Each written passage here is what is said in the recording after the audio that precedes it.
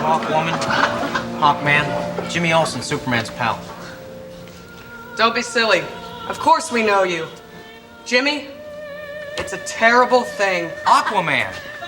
Glad you could make it. I brought some shrimp. If you need anything else, kelp, seaweed, anything, you just name it. Hello, Flash, Green Arrow. I mean, Green Lantern. I'm sorry, I'm just barely keeping it together. Gentlemen, may I show you to your seats? Lex Luthor, what are you doing here? Oh, it's a tragedy, a real tragedy. It's great loss, just a pity, just tragic. You don't mean that, do you, Luthor? All right, you got me. I'm glad he's dead.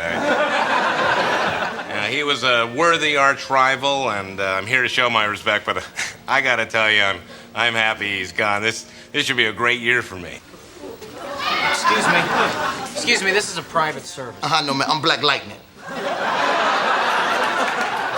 Black Lightning? You know, Black Lightning, you know me and Superman were like this. We was tight. You know, I had my own comic book back in the 1970s. Well, I'm the one taught him how to fly. Look, I'm sorry, I'm Superman's pal, and I've never heard of you. Come on, man, Black Lightning. I shoot electric charges, you know. That's Batman up there, you know me. Yo, Batman, what's up, man? It's me. All right, Mr. Lightning, if it were up to me, it would be no problem, but, you know. Oh, it's like that, huh? It's like that? Yeah, I'm sorry, but you're gonna have to go. All right, man, why don't you eat some lightning bolts, chump? Ow! All right, get out! Hey, man, get off my case, chump! Hey! That stings! Now get out! Yo, Black Lightning!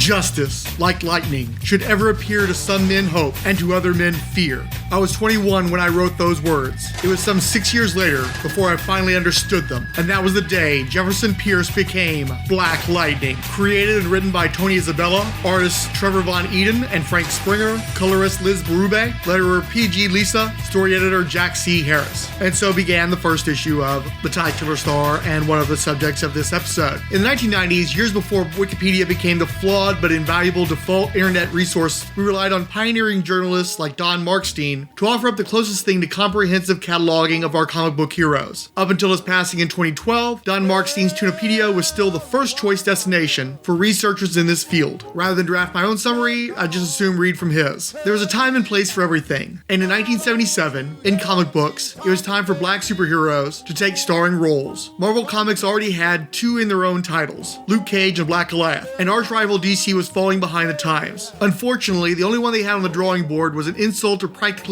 everybody and any point of view at all. The original candidate for DC Comics' first headlining black superhero was a character called the Black Bomber. When the editor who had approved the Black Bomber left the company before the character had seen print, Tony Isabella was asked to salvage the character. Isabella convinced editors to instead use his Black Lightning character, which he had been developing for some time. Tony's Tips was an opinion column that used to run in Comic Buyer's Guide and then eventually migrated online. Isabella wrote of the creation of Black Lightning for the June 20th, 2000 installment. Black Lightning was the first DC superhero to headline his own book, but there were three other supporting players who showed up first. The first was John Stewart, who became Earth's substitute Green Lantern after Guy Gardner was injured. He debuted in a Denny O'Neil/Neil Adams story and didn't make another appearance until Len Wein used him in a JLA story. It was a long time before he made anything resembling regular appearances. Tyrock was a member of the Legion of Superheroes. The unfortunate thing about him was that he was the first Earth-type person of color shown in that series and came from an island nation of blacks. All blacks living on their own island? Sounds like a Klansman wet dream to me. One of those things that makes you wonder if the writer had thought through this concept completely. As I recall, Tyrock had some sort of sound powers. Then there was Mal of the Teen Titans. He didn't have any powers when he first joined the Teen Titans during their brief no-costumes era. When the book was revived in the 1970s, 1970s for another brief run. He initially wore an exoskeleton and the Guardian's costume. Later on, he picked up a magic horn somewhere and fought crime as the Hornblower. I will say that I created Black Lightning after convincing DC not to publish another black superhero on which they had started work. The Black Bomber was a white bigot who, in times of stress, turned into a black superhero. This was the result of chemical camouflage experiments he'd taken part in as a soldier in Vietnam. The object of these experiments was to allow our white troops to blend into the jungle. In each of the 2 completed Black Bomber scripts, the white bigot risks his own life to save another person whom he can't see clearly. In one case, a baby in a stroller, and then reacts in racial slur disgust when he discovers that he risked his life to save a black person. He wasn't aware that he had 2 identities, but each identity had a girlfriend and the ladies were aware of the change. To add final insult, the bomber's costume was little more than a glorified basketball uniform. DC had wanted me to take over writing the book with the 3rd issue. I convinced them to eat the 2 scripts and let me start over. To paraphrase my arguments, do you really want DC's first black superhero to be a white bigot? Okay, he wasn't precisely their first black superhero, but I made my point. The Black Bomber stories were deep-sixed and I went to work on my own creation. After all these years, Black Lightning remains the creation and the work of which I'm proudest. Readers of the original 1970s series have told me how much this character has meant to them. A couple of them were inspired by schoolteacher Jefferson Pierce and became teachers themselves. The short-lived 1990s series, drawn by the incredible Eddie Newell, received critical acclaim from all over the place. One issue even received an online award for Best Comic Book of the Year. Hopefully, Black Lightning, Eddie, and I will all get together again someday. Picking up where we left off with Don Mark's team, they called in writer Tony Isabella, whose prior credits included both of those Marvel characters, Luke Cage, Black Goliath, as well as Daredevil, Captain America, the Champions, and many others, to act as script doctor, but he pronounced it hopeless. That left him with 3 weeks to start from scratch and replace it with a brand new concept, and the result was Black Lightning. By the way, Black Lightning wasn't named after Johnny Thunder's horse. He was named after a menace on a Wonder Woman cover that Isabella chanced to run across while the character was gestating. Black Lightning was Jefferson Pierce, who grew up in a slum in Metropolis, Superman's hometown, and the same slum, by the way, where the 1940s Newsboy Legion series was set. He escaped the ghetto to the point of becoming an Olympic decathlon medalist, but he returned as a high school teacher to improve conditions and help others find their way out. His biggest obstacle was organized crime, and it was to break their stranglehold in the community that he became a superhero. His friend Peter Gamby, a tailor and part-time experimenter who had helped his family following the shooting death of his father, made him a costume and equipped it with a gimmicked belt. Wearing it, he was able to generate electricity from his body and use it as a weapon in hand-to-hand combat. Later on, through unspecified means, he seems to have internalized the power. Gamby, by the way, already had a minor connection to the DC universe. His brother Paul had crafted costumes for most of the Flash's villains back in the 1960s. The character debuted in Black Lightning #1, dated April 1977. Isabella wrote the script, with Trevor Von Eden, Thriller, Green Arrow, doing the pencils, and Frank Springer, Brain Boy, Nick Fury, Agent of S.H.I.E.L.D., on the inks. Isabella and Von Eden remained on the title through its 11-issue run, which ended when,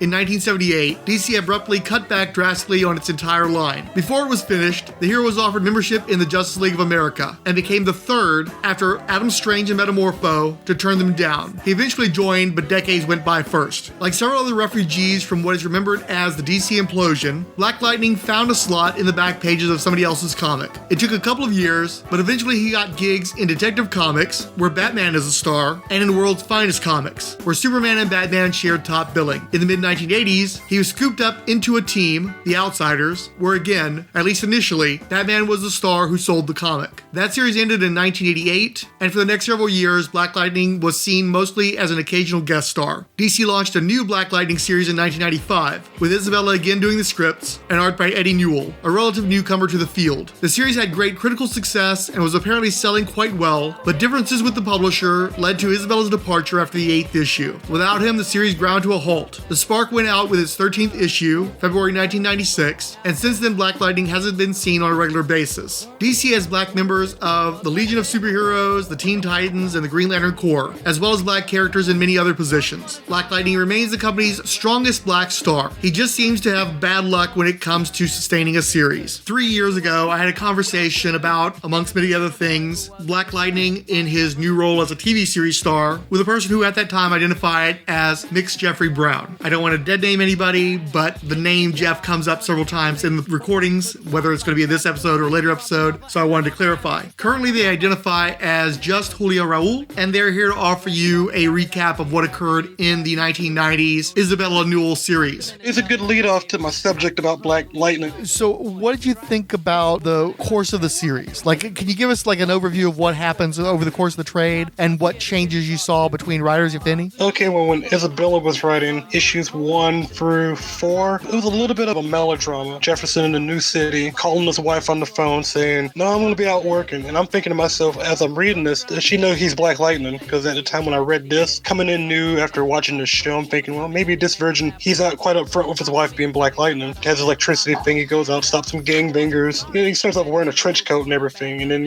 goes to some crack house, tears the place up. These guys don't like it, raising hell, throwing people around. The next day, the mayor's like, well, what's that? We got a metahuman in my town. One of the mayor's aides like, well, I heard this guy's doing good. He's stopping all the gangs. Crime has been reduced down by 10%. Well, I don't want this guy. He's like saying, Winslow, tell me about who this is. The mayor's like, all right, I'll figure it out. We'll tell you who he is. Oh, we heard he used to be one of the outsiders, and he came in like a thundercloud. Oh, the mayor's still like mad, like, I don't want him here. Get him out my town. Or better yet, if there's any news about him, I don't want to have it front page. Also, Black Lightning in Brick City meets a woman named Mr. Henderson, who I thought when I watched the show and I saw Inspector Henderson, see, the Henderson I'm thinking of is like the one from the Superman comics, because I didn't think, to be Black Henderson. I don't know if in the show they took from this a little bit, from this run as a grandma, and this woman, like, he's in the same neighborhood and he helps out this woman and her nephew named Lamar. He's working at a grocery store, but he's been pressured in school by the local school gang kids to be in the gang for protection, but he doesn't want to be in the gang. And Jefferson, they saw him a Black Lightning, well, he came in there and kicked their asses. So I heard it was like Batman, and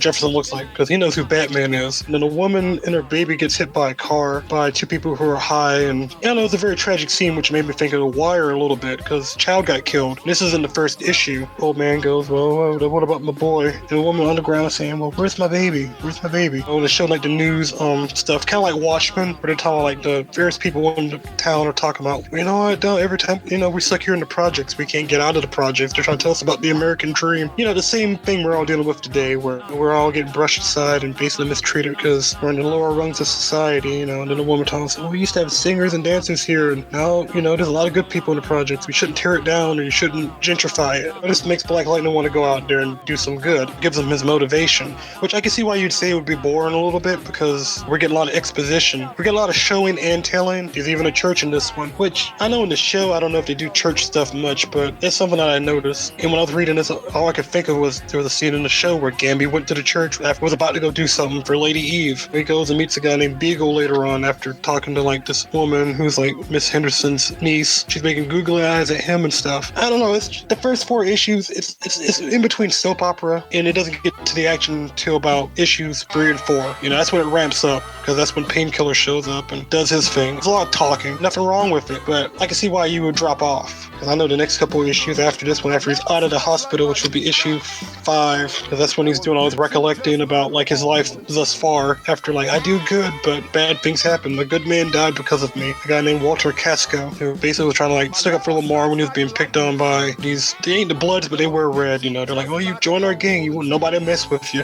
He's like, nah, I don't want anything to do with that. And that guy died. He was a gay character, which I was surprised to read in 1995 in this book. I mean, how can I say it? I wasn't expecting it. I wouldn't know till his partner came in to ask Jefferson that, well, we did a meta gene test and you came up positive, but I'm not going to tell them out there. Just tell me, is my partner a good man? He's like, yeah, he was a hero, because he was going on about how Walter would tell silly jokes and stuff. Be kind of macho a little bit, but it's one of those things where it wasn't about action or the punchy punch stuff. It was more about like just the story. I can see why it reminded me of Daredevil, because he just felt guilty on issue 5. But by issue 6, we got Gangbuster who shows up, and you know who that is, right? I don't remember the fellow's name, but Jose Delgado. Yeah, and he was the fellow who was the street level vigilante who they introduced Superman books. It was originally supposed to be Guardian, but they couldn't get they wouldn't allow them to use Guardian, so they created a new character. I was surprised to see him in this though, because I'd read a little bit of the Superman books with him in it, and I know Luthor broke his back. I know he broke his back one time, and Luthor, before he became his Australian illegitimate son, helped him out by giving him a cybernetic spine. But if he did anything out of line, Luthor would press a button and he wouldn't be able to walk. And seeing him in this, because I think this is like post-death and Return of Superman, I kind of laughed a little bit, because I'm thinking, yeah, this guy, I remember him. I mean, last time I saw him, he got shot in the arm running from the cops after after busting up some drug deal, drinking a bottle of bourbon afterward after jumping in the bay. He got shot, got grazed in the arm, jumped in the water to get away from the cops. And then when he got out of it, he was with a bum drinking some whiskey or whatever. Talk about leaving town, but he was with Cat Grant. And when I saw him in this, I'm like, what's he doing here? I'm trying to think, why would you put him? Is it because him and Black Lightning were from Metropolis? Which I'm surprised he wasn't in Superman animated series either. Don't you think that's odd though? But he had like a 3-issue arc that Isabella did before he left, where basically Tobias Whale makes his presence known. Which when I read this, all I could think of was the actor that played him in the show, because with Gangbuster, I don't have any reference for him. He's a guy that wears brown and tan and has like a motorcycle helmet or something. And fights with nunchucks. Very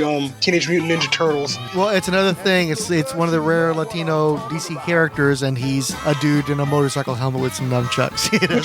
Which I look at him and go, you could have put him in like an episode of Superman the animated series, right? Since they were mining from that era, they had Bibbo there, they had Hamilton. They could have had Delgado, but you would almost have to put him on the Batman show if they were to have adapted him back then, as opposed to the Superman one. But I know, then again, that would mean you have to have Cat Grant, which I'm surprised he didn't show up in the Supergirl show. But I know Cat Grant in that show would probably not go for Delgado here. I was talking earlier about how Gangbuster was a fill-in for Guardian, and on the Supergirl show, you had Jimmy Olsen become Guardian. So they didn't need Gangbuster, they had Guardian instead. I can tell they just don't want to use this character. Yeah. We kind of like with Black Lightning, we were like, yeah, we made him, but we're going to put him in everything.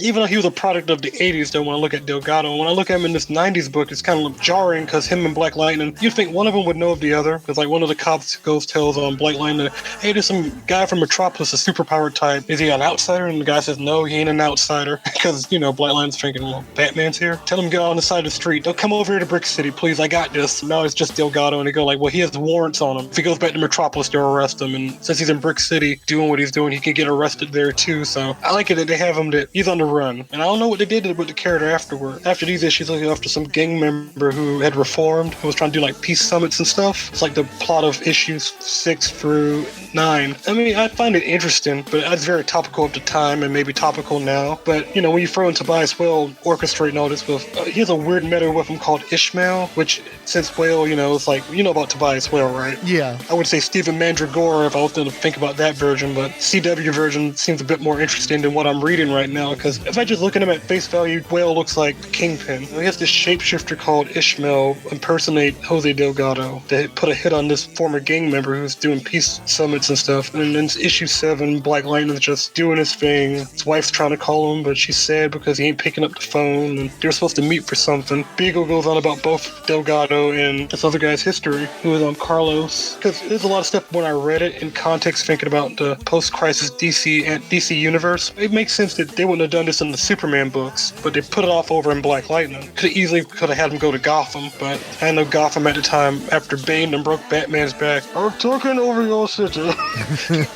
I'll break your back, Gangbuster. Maybe Bane should have hit Brick City first and work his way up to Gotham. Yeah, which I don't even know if they were even going to do that, but reading this, I'm thinking, well, why is he here? Does he know Black Lightning's here? You two both were in Metropolis. I find it interesting about Black Lightning that, okay, he started off in Metropolis in the suicide slums, and then they retconned it. Even in the cartoon, it's like, well, Steel was in the suicide slums, but Luthor grew up in the suicide slums. I don't know if it's a Kirby thing or I believe Suicide Slum was a Kirby thing, yeah, and that's one of those things that gets me. It's like, you've got Superman, and he can do all this stuff, and yet Metropolis still has a suicide slum, Which, I mean, the name by itself makes me think that should be in Gotham. That shouldn't be in Metropolis. I get it, it's the ghetto of Metropolis, but I look at it and go, well, Steel in the cartoon lived there. It looked like he had like a factory and whatever, right? And there was a little black neighborhood next to it, which I thought, well, that was cool. I'm glad they had that there, but they only showed it for one episode where I'm like, I want to kind of see more of that. Rather than when I read this, all I can think of, oh yeah, Suicide Slum. This is Lex Luthor allegedly, like his foster parents and stuff, and got life insurance and basically built himself up to be Donald Trump-esque, but not the Clancy Brown version that I know of. I'm probably spitballing here. I might be wrong, because I kind of read post-crisis Lex's Clancy Brown, because that's like the best version of him. When he's got the beard and the hair with the Australian thing going on, I'm like, oh yeah, that's Clancy Brown Lex. Lex Luthor is who Donald Trump thinks he is. Well, minus making a clone of himself after his body's been poisoned by kryptonite. And pretending to be Richard Branson. I'm sure he thinks that the science could make that happen. Well, I don't know. That's what I liked about post-crisis Luthor. Was like, yeah, he was dying, he faked his own death, and then came back and pretended to be a good guy. And I almost believed it. I kind of wish in the cartoon that he had like the red hair and the beard and all that, but he never did that. Have you read the full trade? Yes, I read the whole trade last week. Now, you may notice that the writers changed partway through the series. Oh, yeah, after issue 9, issue 10. Was it Dave DeVries, if I remember correctly? Yes, it was Dave DeVries. Yeah. Issues 8 and 9 were a bit weird. So what happened in those last few issues? Okay, well, there's a shapeshifter, like I was telling you, running around now. He's impersonating Delgado, and then, he doesn't look he's going to kill anybody, but he's going to try to kill this ex-gang leader, Carlos. He's at this church, because they're all convening there, like the Carlos guy went to this church where the Reverend is, and, this guy Ishmael, who looks like Delgado / gangbuster, comes in here with a Uzi, threatens to shoot this guy. This guy's trying to talk him out of it. Black Lightning shows up, and this other guy, the other detective, comes in there, who I feel like I might just think of him as McNulty from The Wire, comes in and shoots the guy. They're like, okay, we got to do something. Grab him, Sparky, and they start fighting, and this fake Delgado overpowers Black Lightning. Since Black Lightning doesn't know if this guy's like saying, well, he must either have powers, must be as strong as Geoforce or as Beagle's info slip, and like, you didn't tell me everything about this guy, like, you might be wearing an exosuit. He whoops his ass. Black Lightning's like, how am I gonna get a beat on him? And, whoops him, kicks him to the side, tosses him, swings his nunchucks, and they're about to fight until a real Delgado shows up. Now they're like, oh no, two of them. Midway through this issue, it switches artists. Octavio Carletto and David Zimmerman, along with Randy Newell, which I noticed with this, it's kind of strange when it jars a little bit, because the scratchiness of Newell, I'm in my zone now in this part when I'm reading it, but when it gets over to Octavio, it's like, okay, now this almost looks like what the Titans books of the time looked like, right? Like, everyone drawing Deathstroke too, because, the art in those books were a little bit weird. Yeah, I mean, Titans was especially bad, but Deathstroke was a little rough there toward the end too. But I don't know if it's the same artist from Titans, because it kind of has that weird rubberiness to it. But like when this shapeshifter finally reveals himself, it looks like some out of the Thing. Face looks vaguely like Tobias Whale's face, and it says, "Call me Ishmael, as does my master." Which I'm like, I hope this villain shows up in the show. Because I'm thinking, I'm thinking when I'm reading, like, Tobias Whale has shapeshifters on the payroll. Because even Black Lightning says, oh, this is a little bit too sci-fi for Tobias. In the middle of a gang war about to go on because Tobias is engineering it. And this thing, like I said, it looks like, I don't know if you read this issue 8, because issue 7 is where it fully reveals itself. But by issue 8, it starts to look like the Thing. It's all like pink and got teeth and half malformed faces and claws and stuff. It's a sight to behold where I'm thinking, well, Isabella watching the Thing when they came up with this weird villain, because all before this, it was very street level. With the exception of Painkiller, it didn't look like the weird Thing stuff that I just watch right now, and I'm just reading, just came out of nowhere. You know what I mean? Have you read this one? No, I stopped, I think, again, the first 4 or 5 issues. Maybe by 6. 7 and 8, that's when this Thing creature shows up.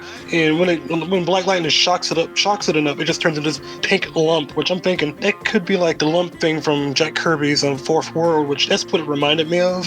But then again, it also, I'm not even sure if it's a person, a metahuman, or just the lump from the Fourth World, because would Tobias have connections with Inner Gang, who also have connections with Darkseid? The Suicide Slum Metropolis thing kind of plays in there potentially. Which, when I look at this Thing, that's what it makes me think of. This is like a John Carpenter by way of Kirby creature showing up. That sounds pretty cool, actually. But during that issue in the background, the gangs are all convening to want to attack one another. Black Lightning's thinking about his first run-in with Tobias Whale, and the artist draws him to look like the Kingpin a little bit, with like a purple suit, and his albinoism is a little bit pink. And he got like his afro and his 70s costume, because they kind of like what Daredevil does with his yellow costume. I can tell they did that with Black Lightning here, where, let's not forget, these two first met in the 70s, even though we're post-crisis and we can't say the 70s, but year 1, there's all this going on while gang wars about that. Like, all the gangs are finna converge, like the Red Gang, where this kid named Lamar is at. They're at this church, and it's all feeling like it's boiling over. Things are about to heat up. Isabella was like giving us all here, and then this preacher who was like by this gang member guy named Carlos, and the preacher, it turns out to be another one of these creatures, and it's kind of like, I mean, it's named after another character from Moby Dick, the Pacific Islander. What was his name? Yeah, I'm drawing a blank on that. It's Queequeg. Thankfully, they didn't make me read that one in school. Well, I watched the movie with Patrick Stewart once. Which, when I read that, I'm like, that's weird, because see, at first, Black Lightning's fighting, going like, oh, I'll just call you Ahab, since the Millville thing works for me, because since he's trying to quit like Daredevil. Which, when I read it, I'm thinking, Isabella's trailer really make him like Daredevil. Except fighting the Thing, of course, and, they shock this creature, and they tie it up, but Jefferson's wife leaves him after the whole gang violence is averted, and when it switches writers, then, once again, it teases some more stuff by issue 9, where there's like a guy in a big old mech suit demolishing project buildings, and that's when David DeVries and Lane Shiro, the writers, and Mike Huddleston, show up. Which Mike Huddleston's art in this issue, it was another weird jarring thing where I'm like, this ain't Eddie Newell. I was almost about to get out of it, because I'm like, okay, Black Lightning's finding the guy in the mech suit, but he's calling out Black Lightning, and I'm like, am I supposed to know who he is? Because the more I read it, the more they were fighting, and then Black Lightning gets knocked out pretty good. He starts to think about his life. At the days before, or the hours before this whole event happened, also Tobias Wells watching all this happen, because this is like the last issue where you even know he's, making moves against his arch nemesis. There's another thing I noticed. He had like a young child in issue 9 with him, Tobias. Well, I don't know if you know anything about that. It was kind of weird. Anyways, moving on, his wife left him a note saying, ex-wife, saying, I'm gonna leave you, Jefferson, and this ain't gonna work out. You're still Black Lightning, you don't care about me. And then, meanwhile, at the school, he loses his position as a teacher, or he gets demoted or transferred somewhere else. Old lady Henderson, she's been to move somewhere else, and the kid Lamar hasn't even been to school. And it's like, it seemed like the supporting characters' lives were unraveling, and even Black Lightning's life, his career as a teacher is like just slipping, going away, since he wasn't there to do his job for long enough, and the principal doesn't like him, and everything's going to hell, just like Daredevil. As he's fighting this mech guy, he says his name is Kirahan, which I don't know if you know who that villain is. Some small-time guy who went to jail for something. Looks like he's working for Tobias, and blows up his mech suit. Then issues 10 through 13 is about a serial killer named Sick Nick, who's really like a wealthy socialite who basically kills a bunch of prostitutes, kind of like Jack the Ripper. Basically that happens, but this guy sitting in high society getting away with murder, but then when Black Lightning tries to stop him, it all goes to hell because he frames Black Lightning for murder. After him vivisecting a woman or whatever, hits Black Lightning in the leg with a knife, because this guy can't feel any pain. Like when Black Lightning tries to shock him, the electricity doesn't affect this guy. He can't feel pain at all. Black Lightning's on the loss. He can't even fist fight the guy, really. And he gets framed for these prostitute murders, and then the public's against him. Kind of like Daredevil. That's when more I read him, like, Dave DeVries is really also trying to do that, to keep up that Daredevil flavor going on. It didn't even look like Milestone anymore until like near the end, because all the art by Octavio Carello, can't see it's realistic, but it's also very much like 90s, I guess, DC house style for like odd books. And it wasn't scratchy, and the colors were still faded, but it didn't have that special Milestone glow to it. Issues 10, 11, and 12. It almost reminds me of 8mm with this guy, because he wears like a leather bondage mask, and he's very well spoken and stuff like that. And it was just weird. By like the last issue, on issue 13, that's when Batman shows up to try to help out his buddy get out of a murder case, because the police want to arrest this guy. And Black Lightning, and he's right now having doubts about himself, like, should I even be doing this? I can't go back out there as Black Lightning again. Now the mayor now wants a metahuman task force to come after, which like one guy with a big old 90s chain gun and belt-fed ammo and stuff. I don't even know who this guy is. I guess his name is War Dog. He shows up, and there's another character named Pierce, who's a woman who dresses in a purple leotard and has like a feather on her for earring, and has the rogue-looking half-coat thing going on. And these two villains show up out of nowhere. And I don't even know if they're going to show up in the show, but they do. But by issue 13, the last issue, it's like Batman hears the news and wants to go acquit his buddy off from murder, and then goes to this detective who is so ready to get the police force after him. Tries to tell him, well, if you look for the evidence, or should I say my Kevin Conroy, if you look for the evidence, it's right here. It's just in this place. Look on the wall. Because I had to read, like, what's this Batman's in this? I'm thinking, okay, this is Kevin Conroy Batman. And he gives Black Lightning a pep talk saying, well, this is your city. You got to protect these people. And you can't let all these murders happen. And then Black Lightning's like, okay, Batman, you win. All right, this is my city. I will acquit myself. So in the last issue, there's a little bit of a fight with the two metahumans, War Dog and Pierce, from the last issue. Rescues a woman who was about to be killed. And then, Black Lightning and this detective, Joey, they try to talk this whole thing out. Then they go to the mayor's office at this country club, and then the killer is Sick Nick's there, and his name was Wentworth. After he's got caught, he's going to threaten to kill the mayor. And Black Lightning's like, all right, fine. And Black Lightning shocks the mayor, but he doesn't kill him. But he proves that, this guy's a metahuman. That's why he's been able to get away with all these crimes. And by the end of it, he stops the guy by nearly drowning him in a puddle of water in the lake. The police arrest this guy, and then Batman says, well, good job. Thank you for helping me out there. And Black Lightning's like, yeah, great. This is my my city, I'll do something. And then the end of this series, which only had 13 issues. And I don't know, it was a weird little like up and down thing where Isabella wanted to keep it street level, but Devers wanted to really add it to fantastical level and fantastical characters and things mixed in with the street level. So that's why I said it gives that Daredevil vibe, which I wasn't expecting. But I can see where you can say it's boring in spots and where it's very introspective. It could also be very much like, well, I came here for Black Lightning doing cool shit. Kind of like the show, but not. Fight the criminal, chase the bad guys, save the world, fly to the sky. Half kid, I'm amazing. Okay, stand shot, I'm facing. Yeah, 1-0, then use that. Get see, get trapped. In my eyes, I got the power. Villains run from static shower. Superhero, static shock. Superhero, static shock. Criminals, get twisted. It's superhero gifted. Bell ring, back in school. Nobody know what I do. Okay, superhero, static shock. Superhero, static shock. Superhero, static shock. 1-0, then you zap. Get see, get trapped. In my eyes, I got the power. Villains run from static shower. Criminals, get twisted. It's superhero gifted. Bell ring, back in school. Nobody know what I do. Okay, superhero, static shock.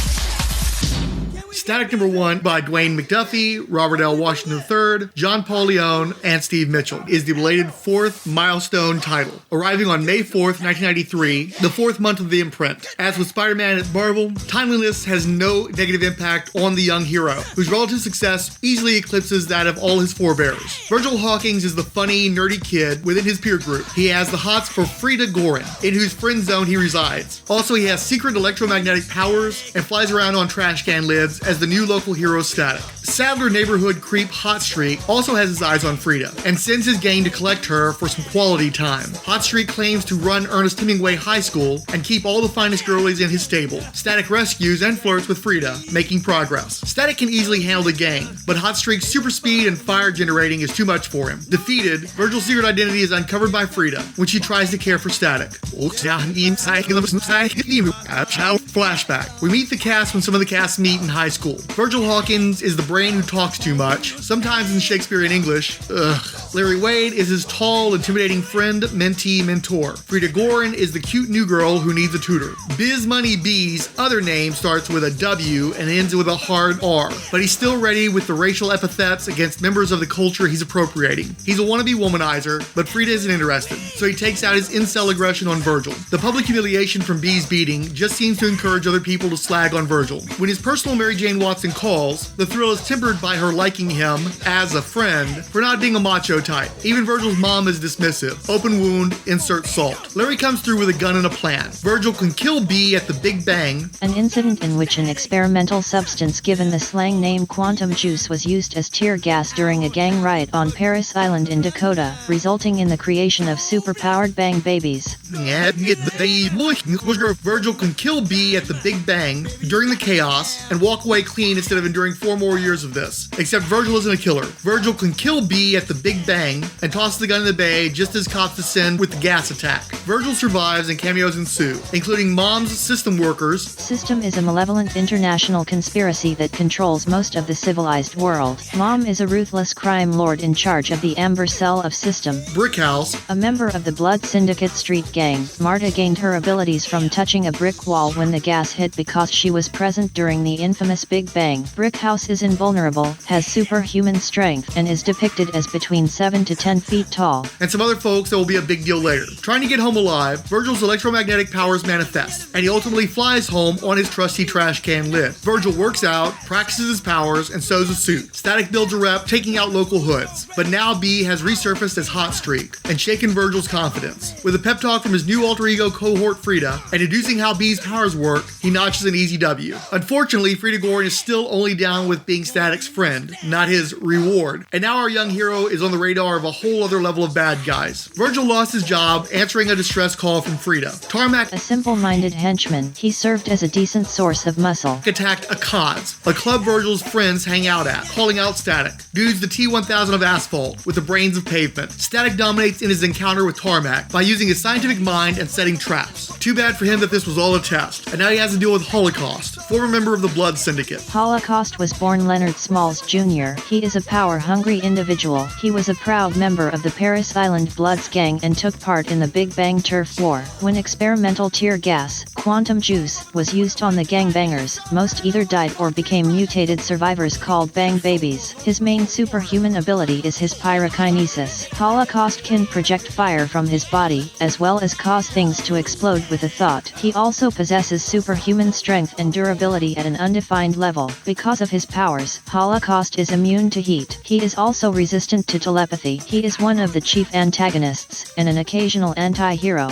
within the Milestone Comics line. After catching his best gal Frida with his best friend Larry, and catching hell from his family for losing another job, Static entertains a position with Holocaust gang. Of course, the guy's a psycho who wants help immolating mobster kids, so they go their separate ways. In what's become a staple of Static, we start in medias res, with a race riot between blacks and Jews, instigated by a non-lethal bombing spree. Then we rewind the action to an RPG session among Virgil's friends at the local hangout, where homophobic slurs are mere clowning. Milestone is good at the long game, planting seeds for later turns of events. There was a brief moment in the previous issue where Virgil tuned out around a girl named Daisy Watkins. He'd unintentionally agreed to a date, then dismissed the idea to his friends within her earshot. Word comes over the radio about the Temple Beth Adonai attack, which is where Frida goes, but she's out of town. Between Static and the united front of Rabbi and Reverend, tensions de-escalate. Static is invited to a peace rally to speak and offer protection, and is into it. There's actual support for Commando X in both the black and Muslim communities, targeting white structures of oppression. Virgil points out to an aghast Frida at school Jewish control of the media and unwillingness to share with blacks. The 90s of this book is incredible sometimes. A bombing at Virgil's school puts all of the kids' lives in danger, less from the fire than the stampede to avoid it. Discreet use of electromagnetic powers helps mitigate the problems. Later, at the rally, Static contends with dozens of explosive volleyballs? Static and aluminum folded chairs save the rally, and the very talkative Commando X gives up enough information to help Virgil track him down through newspaper op-eds and public access cable rants. Static uses these clues to help save a police precinct from a bombing. Virgil's friends counter his Jewish media conspiracy with one about black domination of music and sports, making him rethink. Virgil also makes up with Daisy and sets up a new movie date for that night. Too bad his sister recognizes X's apartment layout on TV, and Virgil visits. Virgil gets caught staking out the apartment and poses as a fan. Howell, Commando X Rice, tries to compel Virgil to call in a bomb threat for him, but Static sneaks out to save City Hall and later a TV station. Static records evidence against the terrorist and casts Commando X's hands in cement to prevent his charging any other objects into bombs. Virgil and Frida's parents independently stage interventions to discuss African-American/Jewish race relations. Frida also calls on Daisy to smooth things over with an excuse for why Virgil ditched her again, blessedly saving us from a Peter Parker moment. The Static comic wisely stays in its own lane for the Shadow War. Milestone Comics' first major crossover event, taking place in all four of their launch titles. A war breaks out between two influential but clandestine super teams, the Shadow Cabinet and Star Chamber. Each claim that only they can save the world from an upcoming quantum juice incident, and that the opposing team is set on causing a global tragedy. This event marked the first full appearance and debut 0 issues of Zombie and the Shadow Cabinet. It's a teen action comedy, with Virgil forced to help Frida with a house party and Static securing it against armed hoods. After battling the botanist and a compulsion for plant puns, 50-50 outcome, Static is groomed by Plus, a flirty, frosty-haired East Indian girl with flight and force field abilities, and Funnel, spelled Funyl, a scrawny, nerdy white boy who teleports. He initially joins the chamber, but only the flirtatious Plus helps with the party crashers. It probably didn't help that Funnel had bugged the star badge the Star Chamber had given Static. Oh, and Daisy catches Virgil with Plus. Oops. While at the mall shopping for shoes, Static busts a boosting ring that includes Virus, a homeless special needs kid who can divide into ever smaller duplicates of himself. Virgil gets his kicks, and the kid goes to a shelter. The late John Paul Leone isn't wasn't everybody's favorite, but his style on Static worked for the book, and he'll be missed. His first replacement was Brian Kalin O'Connell, who did little work in comics. He had a swell style similar to Chris Sprouse, but left for animation at Disney/Pixar. In a two-parter, Virgil finally sets a date with Daisy, but was already two-timing her as Static with a not-so-secret Bang Baby admirer. Virgil got his sister fired and reclaimed his old job, while Frida checked out the gang's homemade comics. Wilfred, sometimes credited with his surname Santiago, auditions as permanent replacement with issue number 11 of Static, and it's not great. Static gets beaten by and wins a rematch against Puff and Coil, all while moonlighting on a concert date with Daisy. Tired tropes, I'm not enjoying this at all. Next is another fill-in issue from Kurt Busiek with Neil Vokes about a Bang Baby trying to escape gang life, but is extorted into fighting Static. Very Peter Parker, very on my nerves. Opted to just skim this issue. Wilfred returns for another ugly, hard-to-follow story where Virgil is a terrible and deceitful boyfriend while Frida enables him. This would involve some sort of serpent person with weird headache-inducing dialogue that's part of a conspiracy against Static. Also, crossover setup. Static is involved in the final chapter of the DC Milestone Superman family crossover Worlds Collide. He's essential to the ending of that story, and I don't have the time in this episode to really get into that, so we'll save that.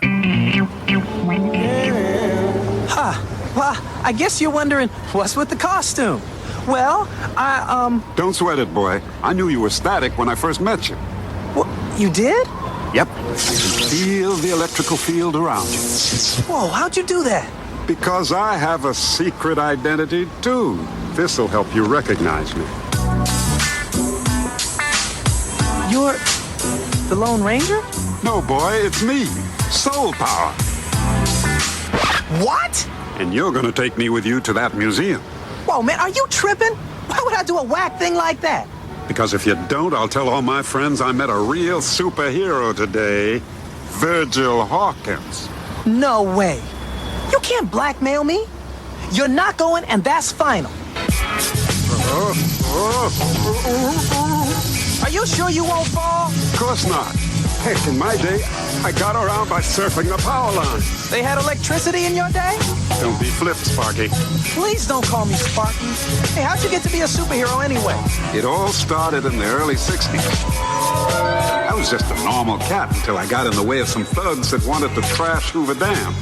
Transformer blew, giving me the power of 10 turbines. I fought all sorts of scum in my day. Or better yet, milestone characters, which is another line of books that I did read. I mean, they're not Image, but they were DC, but Static Shock, because of the cartoon, kind of made me want to go out there to find back issues of Static and Blood Syndicate and all of them. I didn't read the whole line, but Static Shock was the one I was more interested about the book counterpart, because the cartoon, I got a good idea how that worked. I was trying to see what characters from the 90s, like the 93 comic, was it? I believe so, yeah. Yeah, 93 to like 96. You know, I was like busy, like before I even dived into Wikipedia, I was busy just going like, okay, that character, Rubber Band Man, he's in the comic. Brick House, she was from Blood Syndicate. I was getting excited at the time because I'm thinking, I didn't see very many black heroes and black villains all in one show, you know, one animated show, which I wish that show could have had more going for it in the character, which to this day, when I watch the Black Lightning TV show, I feel like you could easily put Static in here. I know these two have nothing, their powers are not the same, but they could almost be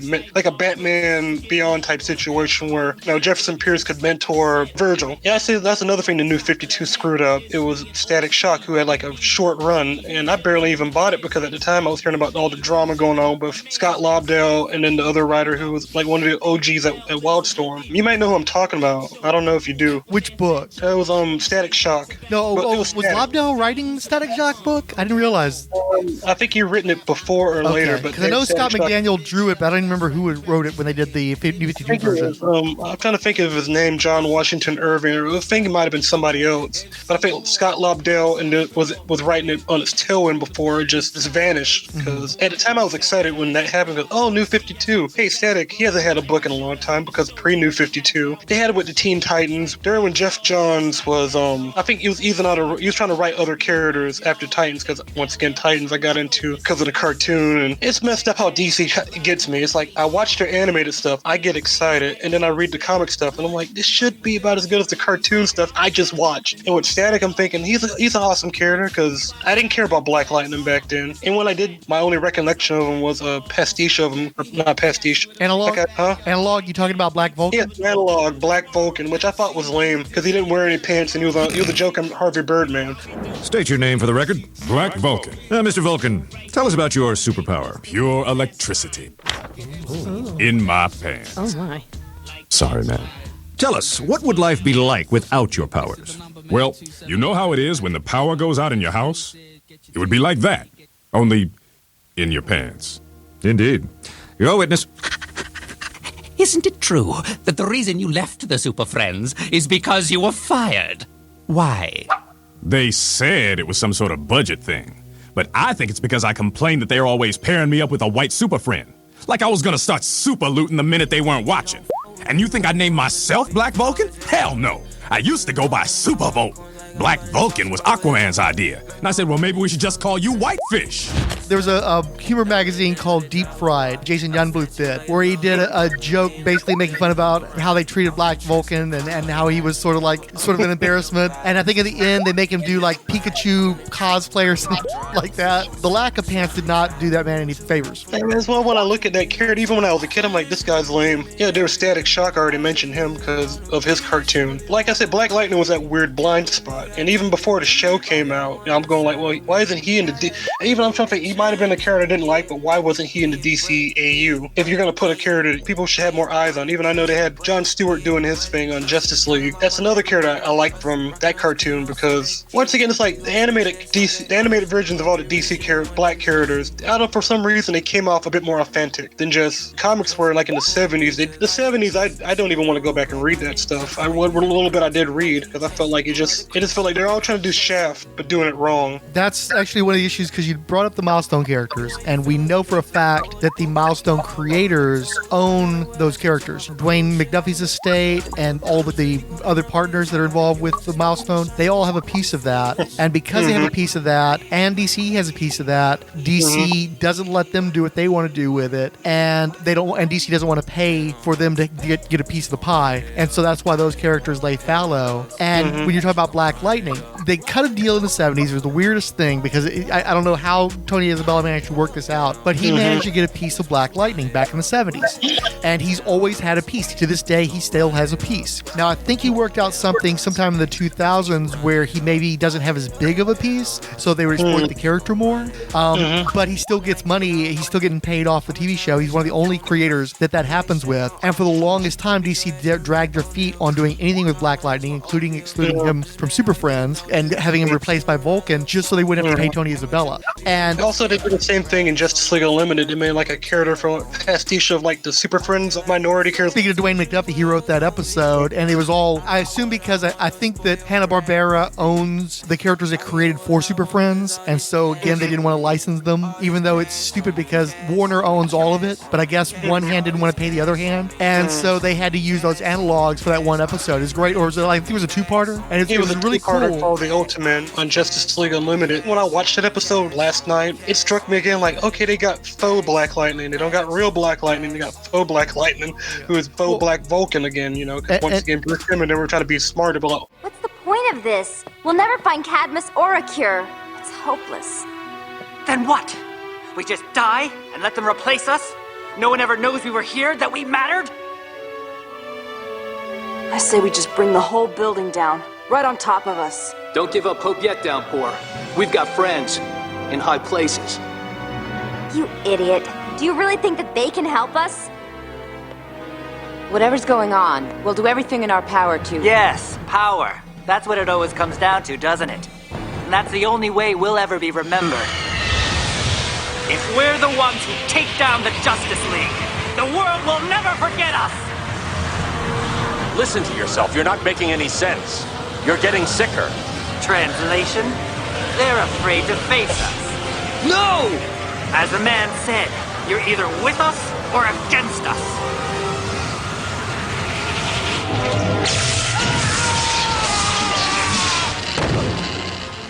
we do have Black Lightning's villain, who's also merged with Huntress's villain. I'm trying to think, his name was Stephen Mandragora, even though he was supposed to be Tobias Whale. And if you look at the character and you do a little cross-referencing, oh, okay, this is Tobias Whale, but with hair, but voiced by Glenn Shandix, who was like on Demolition Man and other stuff, and Beetlejuice, you know, the big heavyset guy. Okay. And I did a little digging on that because I always find it kind of interesting on that episode. I derailed you on Black Lightning, so do you want to circle back to that one? Let's circle back to that.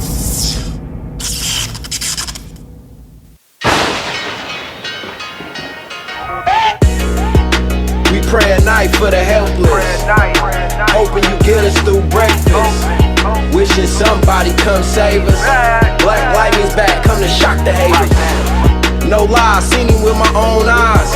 Electric shocking guys, putting them all in line. About time somebody came down here and dealt with crime. Not just the gangsters, the police is out of line. So it's no trust, they don't understand our trouble. I don't know him myself, but do we come from struggle? Cause I'm like no superheroes around here, bruh. I'm like, he gotta be one of that. We pray at night for the helpless, hoping you get us through breakfast. Wishing somebody come save us. Black Lightning's back, come to shock the haters.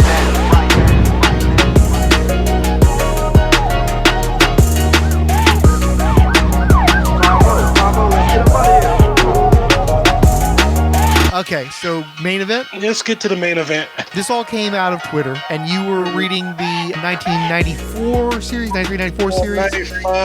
1995. Black okay. Lightning, Brick City Blues. Yeah, and I did read the first few issues of the book when it was coming out, but the fact is I have a small notoriety for my exceptional disdain for Black Lightning. Mm-hmm. I deeply dislike this character, and in fact, when I expressed that dislike at great length, as I want to do, in the commentary for an episode of the Secret Origins podcast that Ryan Daly hosts, he said that it broke him, and that for at least a brief moment, he no longer wanted to podcast as a result of all the hateful words I had to say about Black Lightning. I'm listening. Okay.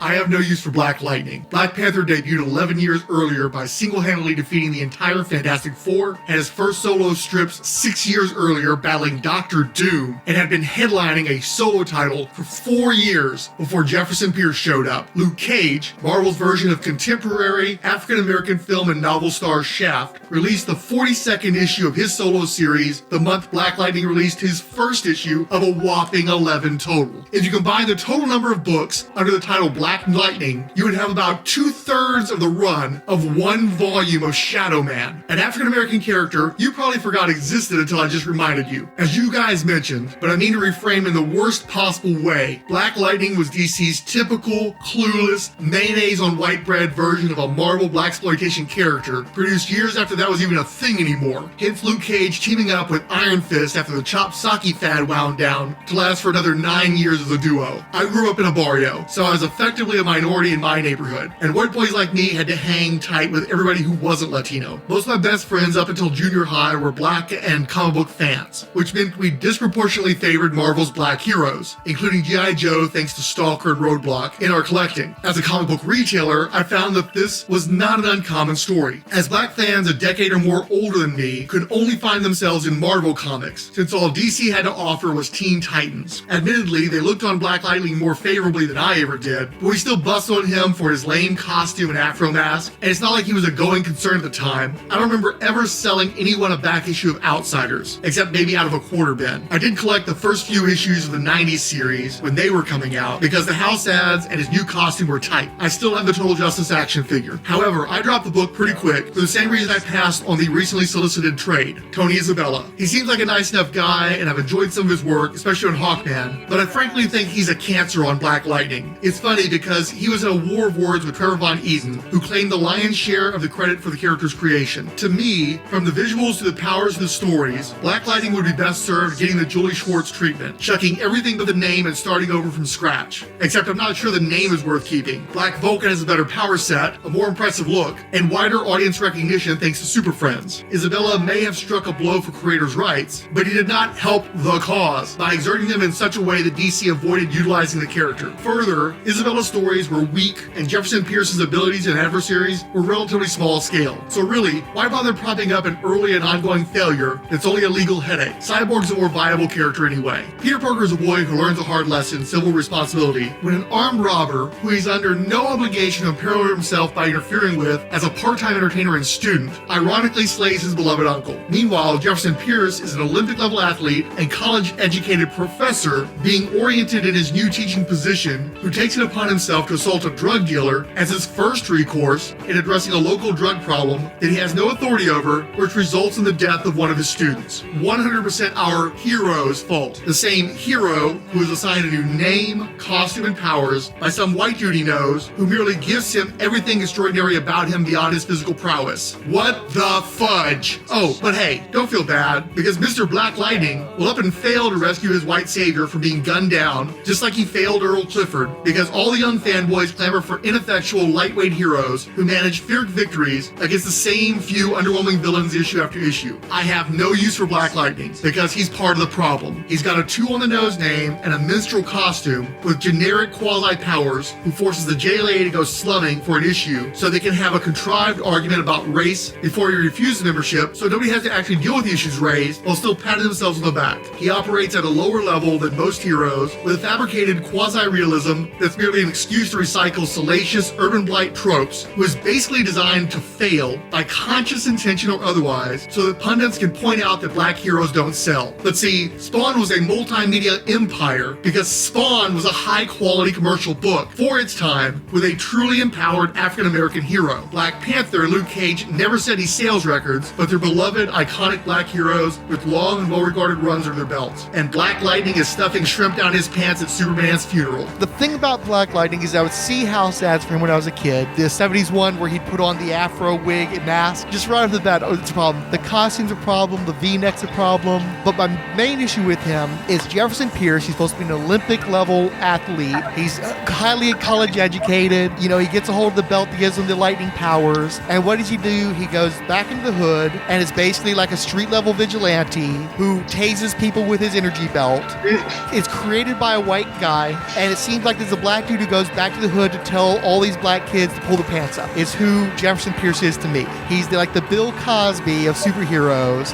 He's got a power. Well, I mean, at least he eternalized it finally. In the old days, he was just a belt. He's not a world-class fighter. He's not a Lady Shiva. He's not a bronze tiger. He's not even the question, right? Yeah, he's like, you know, maybe a question level. He's got a series that lasted a very short amount of time in the 70s. Comes How way many too issues? late. What, like 8 to 11, somewhere in there? Oh, well, I don't know. You're making me rethink buying the trade. Yeah. Well, he fights the Kingpin for the most part is all he's got. He comes way too late. What does Black Lightning go on to do? He doesn't become a super friend because he's not worth paying for, so they give him Black Vulcan instead. He becomes a member of Batman and the Outsiders, one of the worst superhero teams to ever exist. Okay? So the Justice League shows up in his town, and they're like, hey, you want to be our token hire to the Justice League? And he's like, no. There's no reason they were there besides to try to bring in a little color to the team. And so he gets to turn them down because frankly, he's not at the same level as them. And so it's like when you've got people like Green Lantern John Stewart and Vixen who do eventually join the Justice League, who are much more impressive characters and have had less opportunities, particularly in the case of Vixen, to show how impressive they are, but are still so much more impressive than this dude. I got more to say, but I figured that we're going to kind of jump off on some of this as we go along. I like the way you started me up there. I never. Okay, see, I almost thought the same thing you did. I mean, except it was different because I'm like, well, Black Lightning and Black Vulcan. When I first saw Black Vulcan, I'm like, okay, this guy looks lame. I mean, no pants, you know, it's a leotard with like a lightning strip on it with the two little lightning bunny ear things. I'm like, am I supposed to like this guy? I can't take him seriously. And like you were saying about the 70s version, right? I think I saw a parody of that on Static Shock, a character called Soul Power. Once again, in my brain, I'm thinking, okay, so is he supposed to be Static Shock's predecessor? Even because Static Shock was cooler because, you know, he's a kid from the hood, but at the same time, he's smart and he ain't a stereotype. Whereas in Black Lightning, like you were saying, it's this contradiction where, okay, so you won an Olympic gold medal, you're trying to get the pushers off the street, which the 95 version that I read, I wouldn't say it's like a reimagining of the 70s version, but like like as a gritty 90s reinterpretation, but a lot of what you said, that's a little bit of what I saw in the trade I read. And nothing wrong with that, but at the same time, I'm like, okay. And then I remember I watched a show recently, because I think I started last year, where I'm like, I know about this character, but he was just a blind spot. Because Luke Cage, I mean, I heard, like, when this show came out, I knew about him. Doom, give me my money, honey. And then Brian Bendis writing that character, because I saw him on New Avengers and stuff. Whereas the Black Lightning, it's like, I didn't even know that Justice League even came to him about, like, we want to put you on our team. As I was reading the 95 version, I read the introduction where Tony Isabella was talking about how DC in the 90s wanted him to come back to write the character, and he did like a lot of research in the Ohio inner city. Okay, I'm going to be writing about Black Lightning again. I want to be more authentic for the 90s in Cleveland, and he was talking about a little place called Brick City, run down in like the 70s and 80s. He's trying to really do stuff where it didn't come across like he was trying to redo the 70s. He changed the costume up some. It started to win me over because my preconception was just like yours. This character's kind of lame. I being black, of course, I'm going like, I don't need another Bill Cosby, you know what I mean? Okay, I get it, I know, don't do drugs. I'm gonna fight the drug pushers. But at the same time, also, I'm a teacher, but I know in the show they made him a principal. Because that's how I kind of got into this recently, because I was binge watching like seasons 1 through 4 of it on the CW. I've even got season 1 on DVD. And even there, that's the same vibe I got from the character, even though they do allude it. No, he was Black Lightning before the beginning of the show. Rather than the comic book, it mirrors the show a little bit, like the 95 one that I'm reading where, well, I was Black Lightning in my early days, and then Gamby died, and this woman died, and then my wife left me, and then, okay, I was with Batman and the Outsiders, and then when the Outsiders broke apart, I was going into a funk, I was depressed. That's another thing, by the way. I got a Wayne Foundation grant so then I can be a teacher or whatever, you know? When I read, I'm thinking, it's almost like if you would have did this, if you would put this first part in the show, they probably wouldn't want to connect it to Batman. But in a way, I almost consider, like, after a little bit of reading I did do about his prior exploits, before I read Brick City, I'm like, okay, he hung around Batman a lot. Another character, I feel like, well, you could have put him on Batman animated series if you really wanted to get him out there and say in animation in like 93, 94, you know, but some tell that Bruce Timm and them even passed up Black Lightning because of that, or it might have been rights issues. But as I read Brick City Blues, that's the vibe I was getting. I mean, because also I've been watching The Wire, so a lot of that came into me as I was reading it. Because not to say the show is like The Wire, but the way Tobias Wells is acting on that show in the comic book, it parallels like Kingpin a little bit and a little bit of Stringer Bell.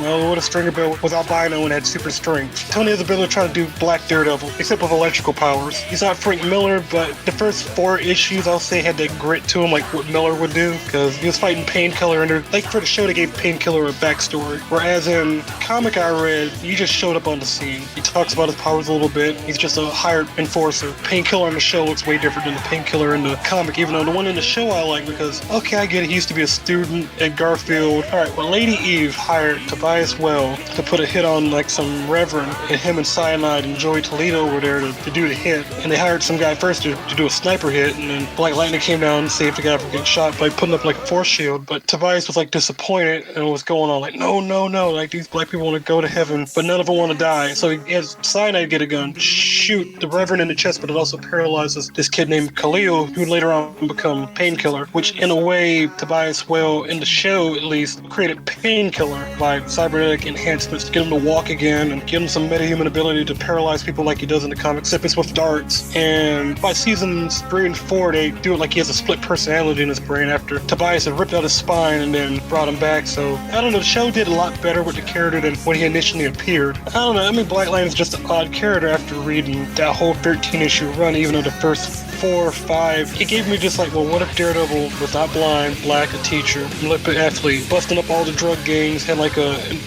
informant named Beagle, working with a detective. He's not in the show. In the show, they got Henderson, who I'm guessing is like a nod and a wink to Black Lightning's Metropolis days, because they didn't do anything fantastical. A lot like the movie Dangerous Minds, remember that? Coolio doing that song, because in a way I was almost like listening to like Busta Rhymes while I was reading this. I'm like, yeah, Busta Rhymes could have made a cameo in this, or back then Busta Rhymes could have been Painkiller if they would have done the show back when. I wonder about the rationale for the creation of the early 90s Black Lightning series. Black Lightning had been the Batman and the Outsiders. I don't think he was in the Outsiders series that came out in the early 90s where they tried to revamp the team. He wasn't in that one. No, I didn't think so, yeah. And so I think what happened is they looked at Milestone. The initial numbers on the Milestone books were pretty damn good. I was talking with Michael Bailey about this not so long ago, about how a lot of the Image kids had grown up in the age of rap and the explosion of rap and music and in culture, and how somehow that was what was cool to them, and so they were emulating what was cool. And so I think that there was DC looked at that and went, black is cool. We don't have a lot of black stuff in our line, and we're subsidizing Milestone, but we only get a piece of Milestone. We should have some of this stuff of our own. And I think that might have helped to inspire the creation of Steel, who's an awesome character. I love Steel. Steel was awesome. Oh yeah, he was voiced by Michael Dorn in Superman animated series. Yeah. And he voiced Calabac. and I think that's probably why they were like, we need to. I think that they'd kept Tony Isabella at arm's length for a long time, since about the mid-'80s. I think they were like, okay, well, let's go ahead and bring the creator back, and let's try to do a legit relaunch of this, but give it that Milestone flavor. The art in this does make me strongly think about Milestone because of the way Eddie Newell draws stuff. Inker Ron McKen does all the finishes, and the colors by Matt Hollingsworth and Joshua Meyer and Chris Mathias and Robbie Bush. In a way, the first 4 issues really made me think, well, Static could almost make a cameo in here, right? You can see him in the background buzzing by. It didn't happen in the issue, but my brain clicked. You could almost cross this over with Static, or you could make it a Blood Syndicate's busting into Brick City. Looking at art, that's exactly my first thought. You could have easily done Black Lightning meets Static Shock before they did it later on, in the 2000s, where Static and Lightning meet for the first time in continuity. I'm glad Dwayne McDuffie created it along with Dennis Cowan and all them. When I read those books, it still feels new, whereas when I'm reading Black Lightning, it feels like, well, you guys looked at what was over at Milestone over there, and maybe you sweet talk Tony Isabella you want to do Black Lightning again, but we had this idea, and I don't know if that's what was going on. I'm probably talking up my ass, but yet it also has those image isms a little bit, like Painkiller having big muscles and having the ninja boots on, and he doesn't have very many big guns or anything, but he has blades in his dreadlocks, and he uses that as a weapon, which the one in the show didn't, but the one in the book though, he's just jacked. Even though he only lasted 2 issues, he didn't come back after that. He looked a little bit like Holocaust from Milestone a little bit, Painkiller did. And there's just a lot of thoughts I got on it when I was looking at it. And then him being a teacher, I'm thinking, well, Jefferson Pierce could have easily been Virgil Hawkins' teacher. Virgil would have said, oh, you're kind of corny and whatever. Didn't know either the two were superheroes. This comic's in a neighborhood. His classroom gets messed up in issue 2. So they're out there in a gymnasium. He's out there teaching class like that. But when I was reading the character, I was thinking, well, Keith David, if this was animated, Keith David could have done the voice. Because when I look at the 90s version, I'm thinking, that would have worked. If he didn't do Spot, he would have done Black Lightning. He probably would have made it cooler. Given. Anything with Keith David is instantly cooler. That guy voiced Spawn, where I'm like, well, Spawn as a black character is an interesting one, because at least they didn't try to just, when they did live action and animated, they didn't try to switch it. Well, he's black in the comic, but he's played by a white guy in the film. It's no, we're using black actors. We're having black actors. We're having Michael Jai White on the live action. We're having Keith David for the animated. And Keith David playing up the animated more serious than Jai White did with the live action movie. But when I look at this version of Black Lightning, he could have been played by those 2 actors if they would have done a movie or whatever way back when, off the 95 version. I think that the Milestone similarity was very intentional. I think they used the same kind of paper, that same kind of colors and color palette. It had that sort of, it wasn't as watercolory as the Milestone stuff, but it definitely had a similar palette to it. I don't think that Eddie Newell and Dennis Cowan are that far apart in terms of their styles. If I didn't notice was Eddie Newell looking at it, I would have thought it was Dennis Cowan. You can see a number of influences art, but I think Cowan's definitely in there, so that just gives you that Milestone parallel all the more. I am expecting Static to just buzz by, I'm expecting Blood Syndicate to give Black Lightning some trouble, like him fighting Brick House, and once again, Holocaust and Hot Streak and all those guys. Basically the rogues gallery of the cartoon popping up, and him and Static got to team up to fight both of them. And the more I read, he's got to deal with the commissioner. The mayor doesn't like him, which is another thing which I liked about this, at least the 90s version that I read, where the mayor's like, I don't want any masks in my town. We can do just fine without them. Yeah, we got a gang problem, but also we got a stadium we're putting up. The ancillary characters, basically dissatisfaction with the urban renewal,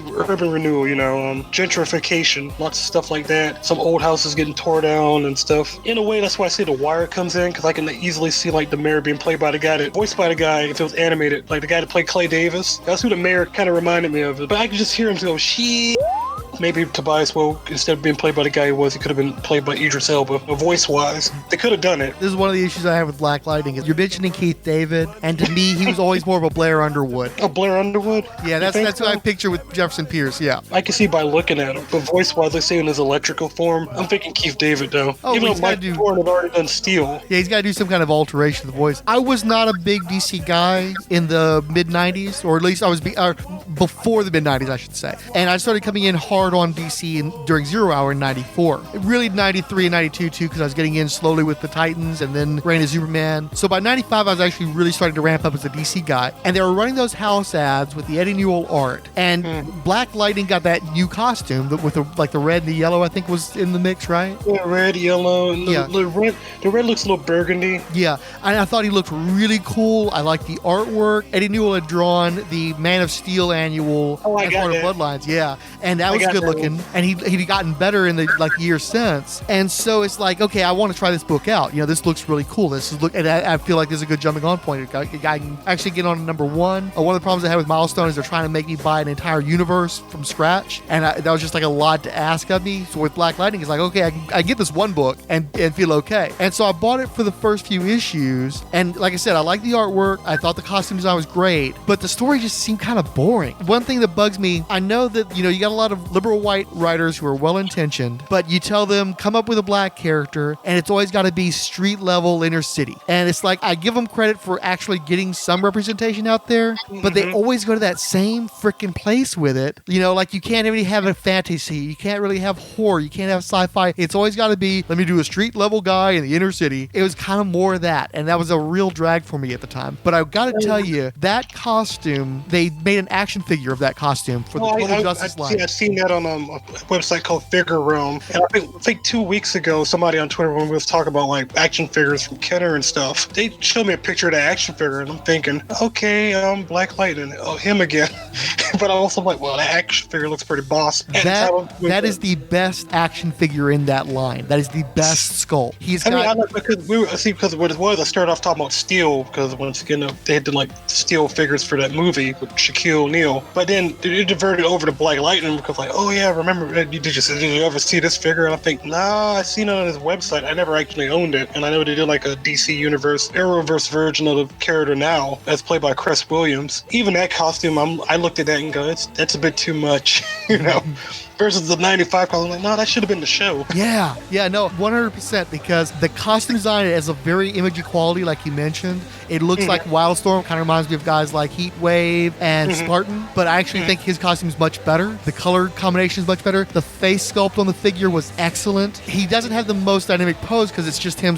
One of his hands is more like a fist, the other one's an open hand, but you can see him casting the electricity, and I think he actually came with snap-on electrical bolts. It is the best sculpt of the entire line. It looks, I own that figure despite my misgivings about the character, just because he was such a good sculpt. I've always wanted to see that dude, the dude that I perceived from, I like too that he didn't wear a mask, especially didn't like that he didn't wear a wig, but I like that he didn't wear a mask. In that series, if I remember correctly, he used the electricity, like it was erupting from his eyes, and that was what concealed his identity. And so he was always going to have that. When I was reading it, I noticed it, and I'm like, it is a step up from the show a little bit, where he has that, that visor goggle thing going on, where I'm like, when I read this, I'm like, well, he didn't need that. He could just glow lightning, because he can do that. You can glow lightning. I'm sure with special effects for a television series, you can't do that much. You can't overdo the special effects to a point where it costs a lot of money just to obscure his features or just lightning. But for when I look at this, I'm like, Black Lightning in 95, at least, I'm like, he can move. He can blend into the shadows. He doesn't like, well, if he did get hit or get stabbed or get punched, the leather would absorb the impact or whatever, right? Depending if it's like a non-conductive thing he got going on. Because, the collar does make me think of Spartan from Wildcats. The biker gloves also make me think of one of the X-Men characters. He looked like he could have rode a motorcycle. And I know in the show they make him fly, but on here I couldn't tell if they made him fly or not. No, I don't think so. I think he internalized the electrical power while he was a member of the Outsiders. So I think once the series starts, he's creating it himself, right? Yeah, so it was during the invasion, like when... the Meta Gene. You're right, yeah. Also what happened to Crazy Jane and Doom Patrol, which I noticed that a lot with these, like the stuff before what was that one? Bloodlines?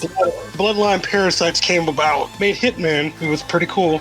Tommy Monahan. But the rest of them, well, Yeah, the trigger of the Meta Gene is such a great shortcut to just like, we're not going to go into a big origin thing. We're not doing magic. Right. You can learn magic, right, in the DC universe. And you can make a device that can simulate electricity, but what if it was already in you to begin with this, or we got these bloodline parasites? That's a whole other kettle of fish. But I saw that in here, and I was thinking about you when I saw this. I'm thinking, oh wait, this is like a big old snapshot of the DC universe circa 1995, because you got to think, it didn't mention 0 Hour, which I'm surprised it didn't, because, Jefferson's wife was Jefferson's wife, Lynn Stewart, who in my head, I'm thinking she's Jon Stewart's sister, right? But she was all crisis theory, like, every year something bad happens, and either we get better or we get worse. Like she was mentioning, like the coast, like Korak getting nuked. The country that Cheshire nuked one time. Teen Titan, or the Titans. You know who that is. Oh, yeah. No, I was buying Deathstroke the Terminator when she nuked Korak. Roy Harper's ex-girlfriend baby mama blew up a country. Coast City got blown up by a mongrel because it mentions that in here. So I'm like, okay, at least you're staying up with current events of the time, Like, then the Bloodline parasites showing up, which made me think of that issue of Man of Steel that I got, the annual. So I'm like, Eddie Newell was like, well, I'm at least gonna mention where I came from, if nothing else. And then they showed the death of Superman, and while Lynn was talking to Jeff in the hospital, oh yeah, his name is Jeff, my name is Jeff. I hope I'm not lame, but I don't know. Like I said, I was reading that part because what happened was, like, when I was reading this comic, like, he got shot in one issue when one of his co-workers tried to save him from getting shot. Him and another student named Jamal or something from getting shot by this girl who was like a gang member of some group called the Brothers Who Rule or something. He was like in the hospital. He was recovering from his injuries, but he was feeling guilty about everything. So it made me think about Daredevil.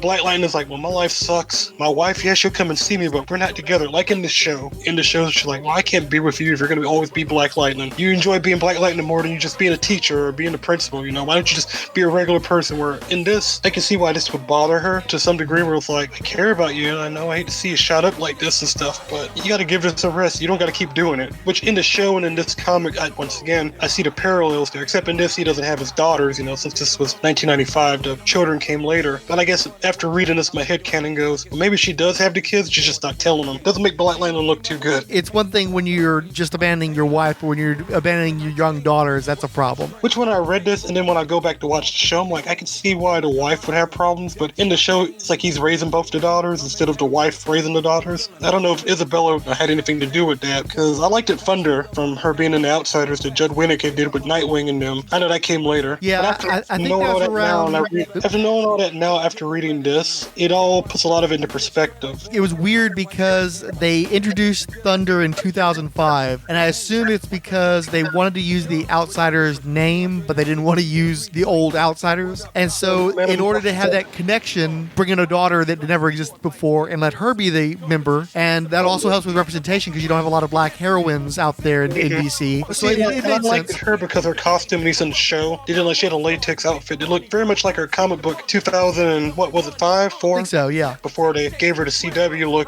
with the yellow and the padding and the armor and all that. But I don't know, I kind of smiled a little bit because I'm thinking, well, that's kind of when I was kind of reading the Outsiders a little bit, because Dick Grayson, that's his team, right? Since Batman ain't doing it, Batman's hands are full with whatever. So Dick Grayson, here you have a team now. You got Foe Metamorpho, you have Grace Chow, which she was in the show, but I know she came out at the same time. So it's like I was aware of Black Lightning once again, but it's like other people that were not him were doing things where Black Lightning didn't look like he was doing anything. Except he was like in the 2000s, he was like when Lex Luthor got elected president, he was like in charge of education or something. Right. He was Secretary of Education when Lex Luthor was president around the year 2000. Which I always thought that was kind of weird why Batman would do that to him. Well, I think they set it up to where he was spying on the Luthor administration by taking... Luthor already knew who he was.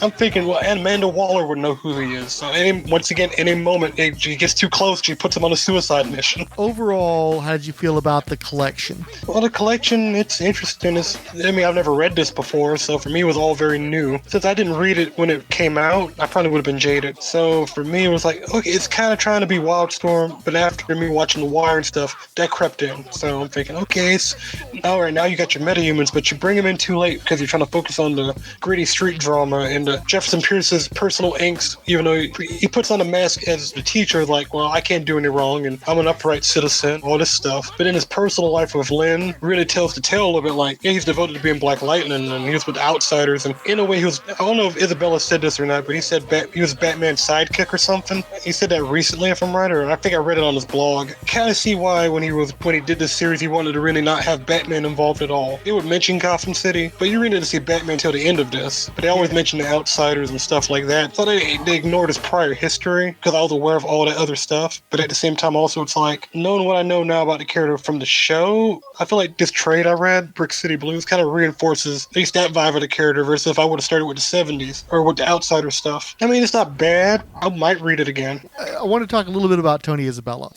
He helped to save Black Lightning from being something really wretched. Tony Isabella developed the character from that point into something that wasn't completely abhorrent. And my understanding, based on what Trevor Von Eden has said, is that he's the one who designed the look of the character, designed the costume, and was the artist on the early issues. Isabella managed to cut some kind of a deal where he got a piece of the character. And he's always zealously guarded that piece. I think that's why he didn't get exploitation in an outside media as a result of that, but it did mean that he got a piece. And since this was the first African-American character to star in a DC series, that was monumental and it meant a lot to people. The guy continued to have action in the 80s, which helped keep him notable. Isabella himself didn't write a ton of books. He did some work for Marvel. He had a controversial run on Ghost Rider where he was supposed to end up meeting Jesus, and Jim Shooter, when he became editor-in-chief, put the nix on that right at the end of the storyline, and so that's why he ended up quitting Marvel, I think, going to DC. DC had him working on the Hawkman books in the 80s. Shadow War of Hawkman was actually a pretty cool miniseries. They tried to spin an ongoing out of that. It wasn't as well received. I think he either quit or got fired before that was over with, and somebody else had to finish writing that series. He was pretty much gone from DC for the rest of the 80s. They bring him back to do this Black Lightning revival. As you notice, he doesn't finish it because he gets fired again. It seems like he's maybe has antagonistic relationships with publishers. They would have just, I don't know, I guess if DC was so much like, well, we want a black character and we want you to write the black character, and this black character has potential to be very popular, you think they would have given like the Alan Moore treatment? I mean, I'm not saying that he's like Alan Moore, but I get he had well intentions, but I know there's what he wants for the character and there's what DC wanted. Yeah.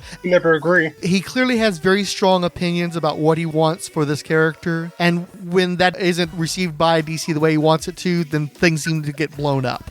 I noticed that though recently when I, read about what Brian Hill was doing. Yeah. And Brian was trying to say, hey, don't go after this guy because if he's mad at me or what DC's doing, don't do that. At the same time, like, that guy was writing Black Lightning recently, if I'm right, with the Outsiders, and I read on Isabella's blog going on about, I don't want Black Lightning to be Batman's black friend or something like that, where I'm like, one part of my brain goes, well, Batman is a big character, right? Do you think that would put more eyes on your character? I guess that's where my brain goes. Right, the cape tells, of a famous character, right? And he's been associated with that character where you would take advantage of it, would you? You're getting a piece. I'm sure his integrity is more like, no. It's gonna go like it was in the 80s, and I can't be around for that. Which I also agree with him there, but I feel like, I noticed that with this series, I feel like the way it read, even though by issue 13, you could have done more. You could at least had 50 issues. And that's another thing I noticed with black characters, at least at DC. I don't know about Marvel, but DC is like, they start off good with a number one, but if you're me, you're kind of going like, well, are they going to get 100? Because, I look at Static and go, that could have got 100 in its original run. Could have been celebrated book-wise, other media-wise, too. It could have went that way where Black Lightning, like, when I was reading it, there's a lot of spots where Isabella was really, like, I set up this plot with Tobias well, I want to finish it. And it never goes anywhere. DeVries doesn't want to do that. DeVries wants to show Black Lightning going after Machine from 8mm. Well, and it's possible that he may not have even known what was going on in those scripts. They might have said, hey, you're going to write this book, and he had to come up with it from scratch. It might have been a last-minute kind of thing. And I noticed that with the art in it, too, like, it just reminded me of the 90s Titans books near the end, where it would be artists who, it's not Phil Jimenez or whatever, these people that, like, when you started with Eddie Newell, I expected it to finish with Eddie Newell, since on the trade, his name is right there with Tony Isabella. I want to see more Newell art, because I think that was the only thing that kept me from, like, just dismissing it, even though I bought it, I'm like, okay, fine, I know I'll watch the show. And after reading the forward by Isabella, I'm like, okay, this gets me very,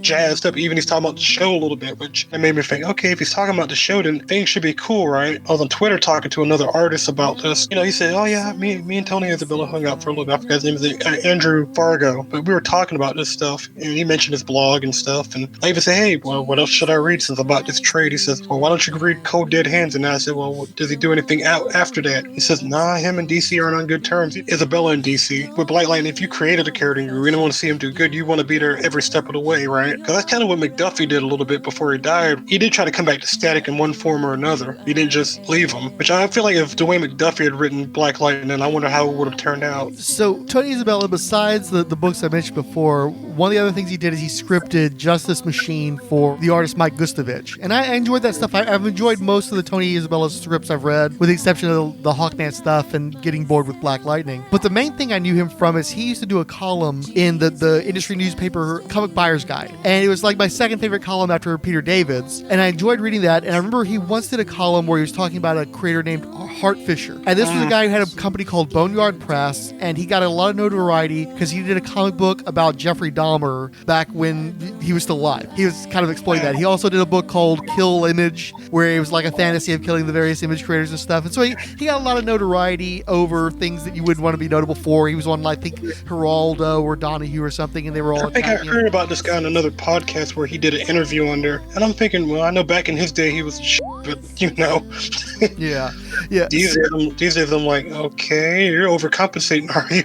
So I think that this fellow had ingratiated himself to Tony Isabella at a con or something, and Isabella was talking about how some of the best people in the industry in terms of like fame and the quality of work are some of the worst people to know. You wouldn't want to have anything to do with them because they're such jerks. And there were Hart Fisher's just a great guy. He likes him. He's read his books. The books weren't great, and he was as nicely as possible saying the books weren't great, and basically implying that he likes Hart Fisher as a person, but not his output. And that inverse where the quality, you know what I'm talking about.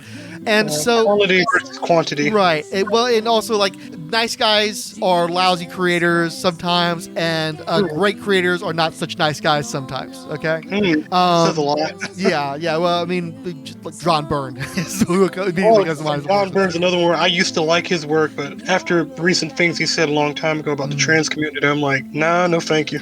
Oh yeah. He's definitely among any other things he said. He's a person who was once well loved, and he just will not keep his mouth shut about things. Chris Claremont, I don't know. For me, Chris Claremont's cool, but Byrne is like I can't look at his work without thinking, well, you said this about Jessica Alba when the Fantastic Four movie came. Oh yeah, I know exactly. And I'm like, you didn't need to say that. You know what I mean? I mean, his version of Spider-Man I didn't like. I mean, I liked the Alpha Flight, but it was for different reasons, and some of it was not for him. It was for people after him, like Bill Mantlo, who he really played up the weirdness of the characters versus like Byrne seemed like he had the ideas, he was in love with them for a minute.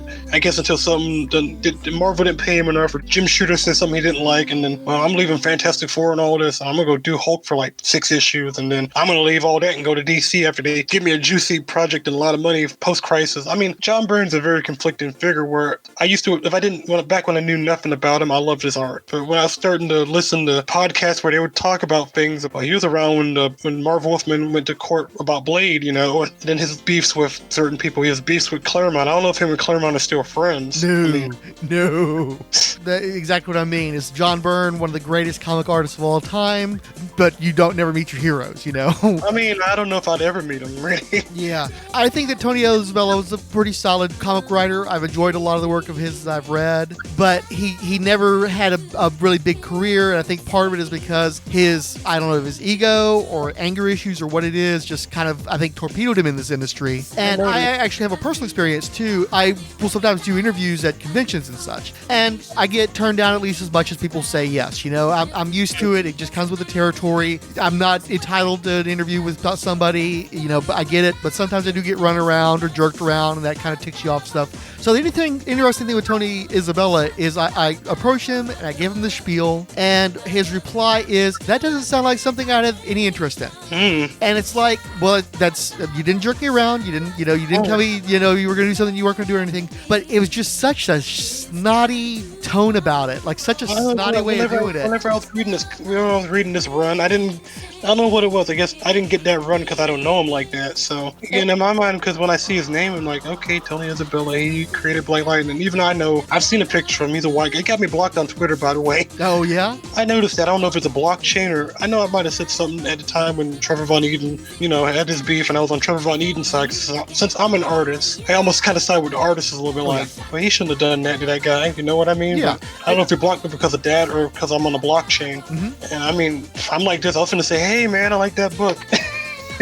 Yeah.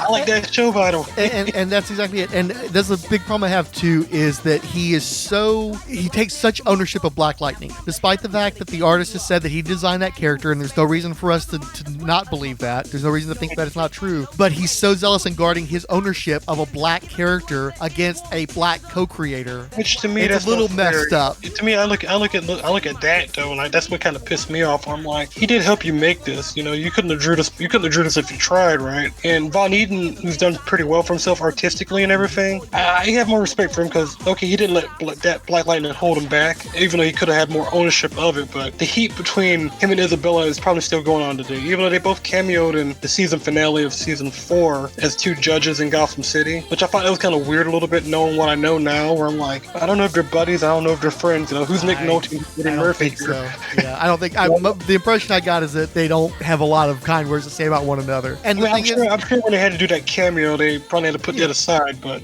And that's just it. When I approached Isabel about that interview too, it was after Black Lightning had already happened, and he had that sense of, I'm too big of a deal to be talking to you, interviewed by you. I'm the Black Lightning creator.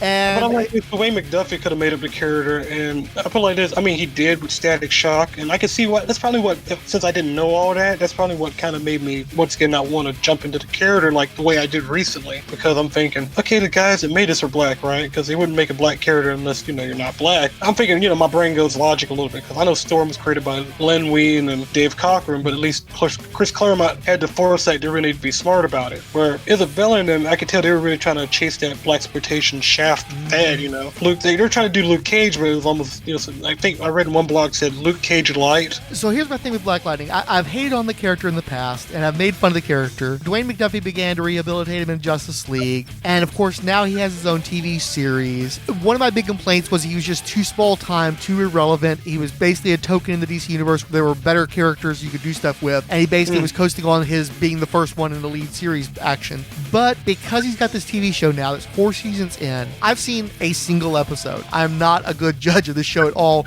but based on the one episode I did see, I was so impressed with the world building they had done. And one thing I like is when you're going to have a big iconic character, it's difficult to come up with a bunch of stuff from scratch. And I think one of the easiest things you can do when you have a shared universe is you let the character you want to be an icon absorb material from the greater DC universe and make it their own, so that they basically get to kind of repossess elements. And because of his background with the Outsiders, he got the rights to Markovia. He got the rights to a lot of the Geoforce stuff and a lot of the Outsiders. I think one of the characters is named Geoforce in there. Yeah, and also another one named Windfall. Can you explain, because I'm still trying to wrap my head around, what's the basic premise of the Black Lightning TV series? It's fascinating how much bigger it is than most of the other CW stuff. It's not a city thing, it's more like warring city-states, or what's going on in that? Okay, from what I've watched, really, I know season 1 is pretty much like he's just getting back in the saddle, and all because his daughter was getting harassed by, one of the 100 gang. And when I first watched it, at least from season 1, I could tell that they were taking bits from Brick City Blues with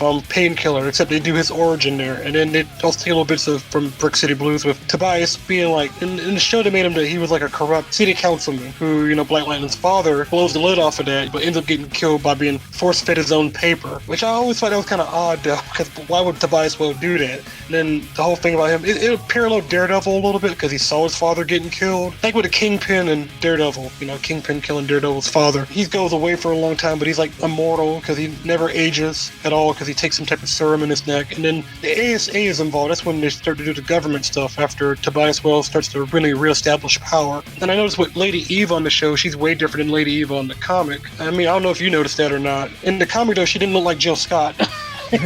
But I know they brought her back in season 3 or season 4. I think that was after the Crisis, if I'm right. Because I thought it was kind of weird. Like, did she get resurrected like Lala got resurrected? Because they did another character named Lala was like this weird little reinterpretation of the Tattoo Man. Except Tobias brought this man back from the dead. Like used to be a student at Garfield High, and he was one of Jefferson Pierce's younger students, former students.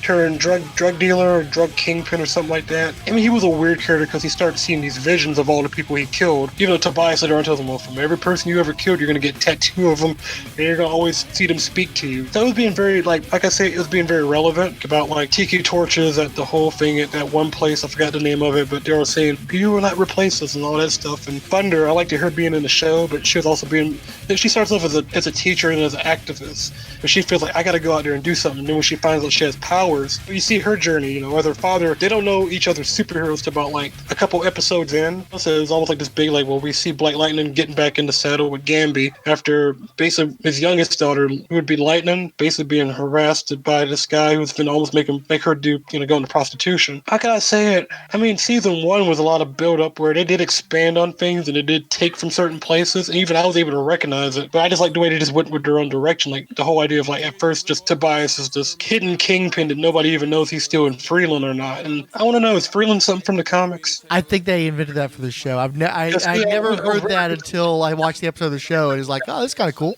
Because see, I was reading Brick City Blues, and I was thinking that's where Freeland came from. I was aware of his Metropolis beginnings more so than I was aware that, okay, Freeland isn't in Gotham, is it? So I know this was season 1, just did a lot of world building, even with the ASA, and had that guy called they had an actor named Greg Henry. I'm sure you've seen him in stuff like Payback with Mel Gibson and all that. Okay. You know who I'm talking about, do you? I think so, yeah. Yeah, well, Greg Henry was like the villain of season 1, and he was with the ASA, and I think that's a group that I don't know if you know who they are. Which one again? The ASA. ASA. No, it's not ringing a bell. But they're not made up for the show. They're really a team made up from the comics. But they're like did something with the 4th of July or something like that. But they made them here. This said shady. The Axis, one of those Nazi groups, is it? I think something like that. But they're like American, whatever, like an American. Yeah, like Axis America. They had a team like that in Justice League Task Force, and I think they turned up again during the Joe Kelly run of JLA. So I'm assuming that's Nazis, though. But they're more like very patriotic because when I was looking them up on Wikipedia, I'm thinking, okay, but then they made them just a shady organization, a group where, okay, they give these drugs to all the kids in the inner city. You know, the drug dealers deal it to the kids, and it's called Green Light, and it gives them superpowers, but it makes them very addicted. And it was this weird little, like, comment on a real thing that happened just using fiction, crack being introduced in the ghetto and all that stuff. Saw the parallels there, but these people were making metahumans to put in pods to having stasis and launch them out whenever they need a metahuman to go into war or something. Like when you were mentioning the city-states part, because I know that comes up in seasons 2, 3, and 4 with Markovia and another place, which introduced a villain named Gravedigger, which he was a weird one because I'm thinking in the comics he didn't have superpowers. He was just a black guy who buried the dead during World War II with Sergeant Rock and them. He was played by Wayne Brady, which also was another weird thing about it. And then Tobias Well getting basically put on his crimes, and Odell shows up, and it was this weird little thing, weird seeing Bill Duke in this, because I'm thinking, oh yeah, I remember from Predator. Right. Well, I mean, and I remember correctly, he directed A Rage in Harlem,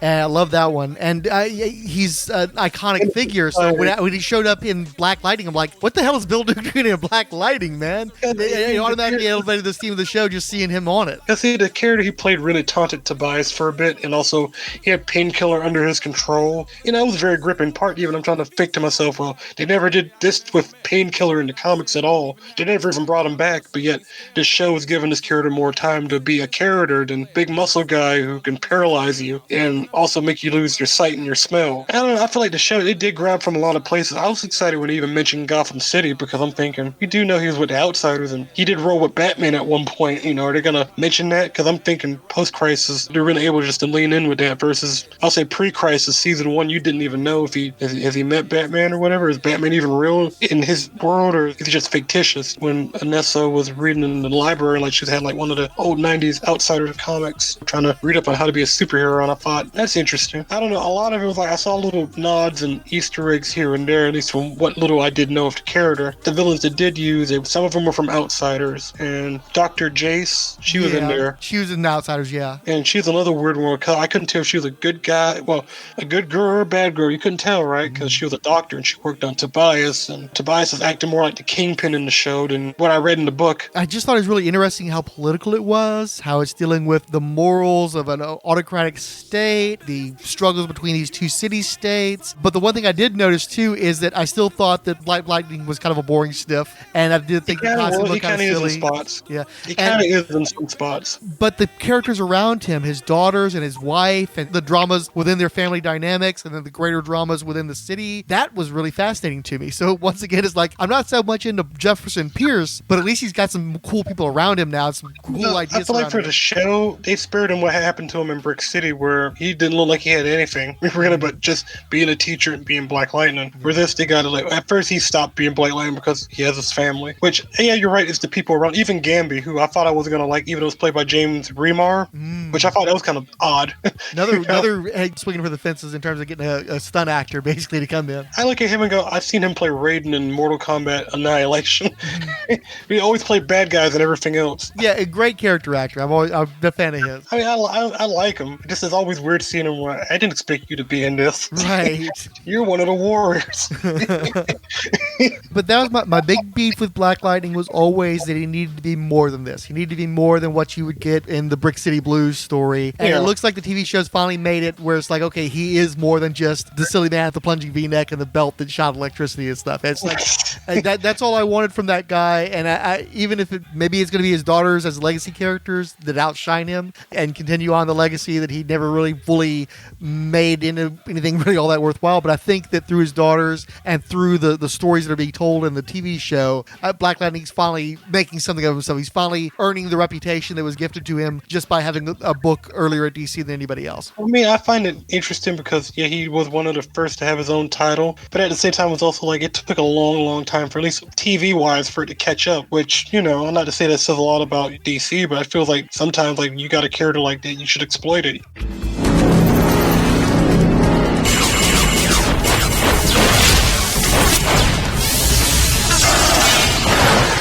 I gotta say, playing hero, it's starting to feel pretty sweet. I'm not surprised. You show real potential for this gig.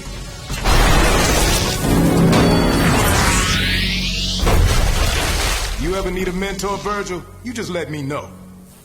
The August 2009 cover dated Brave and the Bold number 24 features the story Last Time I Saw Paris by writer Matt Wayne and artist Howard Porter, neither of whom are black, I should point out. Static created by Dwayne McDuffie, Derek T. Dingle, Dennis Cowan, and Michael Davis. Black Lightning created by Tony Isabella and Trevor Von Eden. The story opens at Blackgate Prison. Maximum security. When it was built, Blackgate still manages to keep its non-metahuman prisoners very well, but a foot of concrete and rebar doesn't hold the worst of the day's worst, or keep them out. Dakota's own Holocaust has broken into Blackgate. Holocaust had planned to open up a riverboat casino off Paris Island, but somehow someone in the Luthor administration put the kibosh on that. Holocaust had broken in to get information on who was responsible, and the who was fingered as Jefferson Black Lightning Pierce, who just happened to be giving a graduation speech at Hemingway High. He's no longer the education secretary, but he's still considered a get. The last time I was in Dakota, I was about your age. A student protesting the closure of the Paris Island accordion fold door factory. The factory never did reopen. You are not the first in Dakota to face economic hardship, but neither will you be the first to overcome the odds and achieve greatness. It is often said, one door closes and another opens. Virgil was whispering, he knows this is the good part of town, right, Frida? Virgil, hush. Pierce seems like a decent guy. A decent crook? You don't see anybody else from the Justice League taking speaking engagements in flyover country. Black Lightning's as big an icon as icons get. Big as, I don't know, icon. But any Luthor stooge has got to be shady. Holocaust shows up to throw down. In a 2-page splash, he blasts the lectern, shouting time to die. Holocaust also accuses Jefferson Pierce of being a crook that took his money, and claims that when he's done, they'll be calling you broiled lightning. You're delusional. I don't know what your beef is, Holocaust. I've barely even heard of you, but I'm damn sure shutting you down. It's a decent fight at first, but Holocaust claims that next to me, you're hardly a blip. I'm a god. Vengeance is mine. Frida helps give Virgil cover so that he can change into his costume. Holocaust isn't too happy to see Static. Seriously, Holly, how's it going? I haven't seen you since Burning Man. Get that? That's a pun. At least I think it's a pun. It's definitely wordplay. Do you ever shut up? Black Lightning briefly manages to cut off the oxygen supply to Holocaust's body using some sort of wrap. It doesn't make a ton of sense. Maybe it's some kind of foil. Holocaust just mocks him, explaining that he's not some little wimp like Hot Streak. Newscopters show up, and Holocaust almost downs one of them. Static has to go off to help with that. He also basically says, take off, Pierce. You're not in Holly's league. Holocaust concurs. Black Lightning's like, Junior, I gave up worrying about what league I was in a long time ago. Somebody's playing you, man. And the fact is, Holocaust knows it. He just also knows that in order to send a message, he's going to have to take out Black Lightning so that nobody else tries to mess him over in the future. You'll kill just to look right? I'll kill you because I can, Pops. Strength don't need a reason. Static uses this, turns goalposts into a giant shovel, picks up a big old hunk of dirt. Black Lightning and Static combine their power to blast Holocaust into the dirt, pack him in, and essentially suffocate him temporarily. You think that'll douse him? If not, from what I hear about luau's, by tomorrow he'll be delicious. The way he was talking, you never did take his money, did you? You're using a rep to cover for some very advanced heroics. He's right to call me his enemy. Back then, I swapped a few favors to kill his casino. An influx of prostitutes and pawnbrokers. Paris Island would just add fuel to the fire. A pun for Mr. Can the Chatter. Don't tell Holly he missed it. He'd be so put out. A shred, special heavy equipment, rapid emergency deployment unit. These being Dakota Special Forces, they take off with Holocaust and take him to Iron Heights for a stunt. And thanks to a call to the Department of Education, the athletics field's going to be fixed up by fall. Talk about saving the day. You do what you can, when you can, and forget what they say about you. That's great advice for Static. I'll be sure to tell him. Apropos of nothing, I find that extra deodorant and a fresh costume every day conceals one's civilian identity better than changing one's voice ever could. Yeah, I'd imagine. A costume under the clothes probably wouldn't work so well in warm weather. But you know, superheroes and their tropes, clearly battered and graying. Jefferson Pierce is only too happy to take some nachos from Virgil Hawkins, who heard they don't have those in the Watchtower cafeteria. Frida tries to get a Luthor administration scoop out of Jefferson Pierce. You student media types always peddle the same old rumors. Black Lightning's crooked. Static's one of his 17 illegitimate kids. He's some kind of secret Kryptonian or Dominator. Forget what you heard. Black Lightning's my hero. And Static's, I'd imagine. The end. But I'm thinking these days, after reading what I've read and watching the show Black Lightning, it's like, well, could they put him on the jail again, or are they just going to keep him an outsider? Well, and have you read any of the Outsider stuff? They got Tony Isabella so mad? I've read a little bit. Not too much, just a little bit. I mean, I like the Alan Davis artwork of the series after Batman left. I mean, I wasn't much on Jim Aparo. I mean, I don't know what it was, because he looked like he drew everything at DC in the Bronze Age. Yeah. I love Jim Aparo, but I'm not big on Outsiders because he's not a team book guy for me. That team did not look great under his pen. Alan Davis did a much better job of selling it, but if you need Alan Davis to make your team look cool, then you probably need some more Yeah, work. I mean, that's probably why I picked up like 2 or 3 issues, but I'm not buying a trade right now, and I don't know if I will, because, okay, Metamorpho I kind of like because, once again, I seen him in the Justice League cartoon. You know, that one episode where him and Jon Stewart fought one another, and then Looker looks interesting. I mean, Katana, I know she was in Suicide Squad, which is another thing where I'm like, I guess she's better off rolling with Amanda Waller and Rick Flag, you know, than sticking with Black Lightning and them, you know, and I don't know, she looks like she'd get more work done there. Halo is another one where I'm like, she just was an odd character, because she supposedly was a drug dealer and then died, and then her body was inhabited by an alien. Yeah. I don't know, it was just this weird little, like, I don't know what's going on here. She was on the same team with Black Lightning. Messy wannabe Teen Titans X-Men. I have no time for it. They fought the Teen Titans at one point. Just putting the two of them teams together is just like really lets you know how poor the Outsiders were, you know. I mean, I know it was Batman's little team. It wasn't even Batman Inc. I got Batman Inc. I read that one. I don't know, Batman Inc.'s a weird outlier for me because I'm like, oh, okay, at least we know there's a bunch of other Batmen of other countries. And I barely saw an outsider to be found there. Because I think Grant Morrison was like, well, we're not exactly doing that one there. I mean, I'm doing all the other Batmen of other nations, but I'm not putting Black Lightning in this team.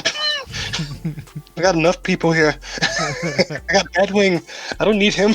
But you know Grant Morrison. Yeah. Which I'm surprised he hasn't gotten onto characters, as much as Grant Morrison likes to get onto obscure characters, you know. But you think that would have been too tricky? Too trippy is what I meant to say. Yeah. Now settle down, you two. Lovely ladies, I give it to you. Black Lightning. Well, girls, how do you like seeing your old man as a cool, butt-kicking crime fighter? Sorry, Dad, but even that outfit can't make you cool. When do we get costumes? Not till you graduate from college. That's so unfair! Yeah, we're ready to be superheroes now. You are both too young to be fighting crime. Weren't you around Anissa's age when I made you your first costume? You're not helping.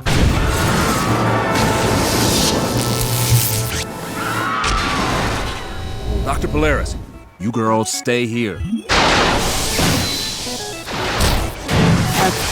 Maybe he is cool. Just when you thought it was safe to hear our podcast promo.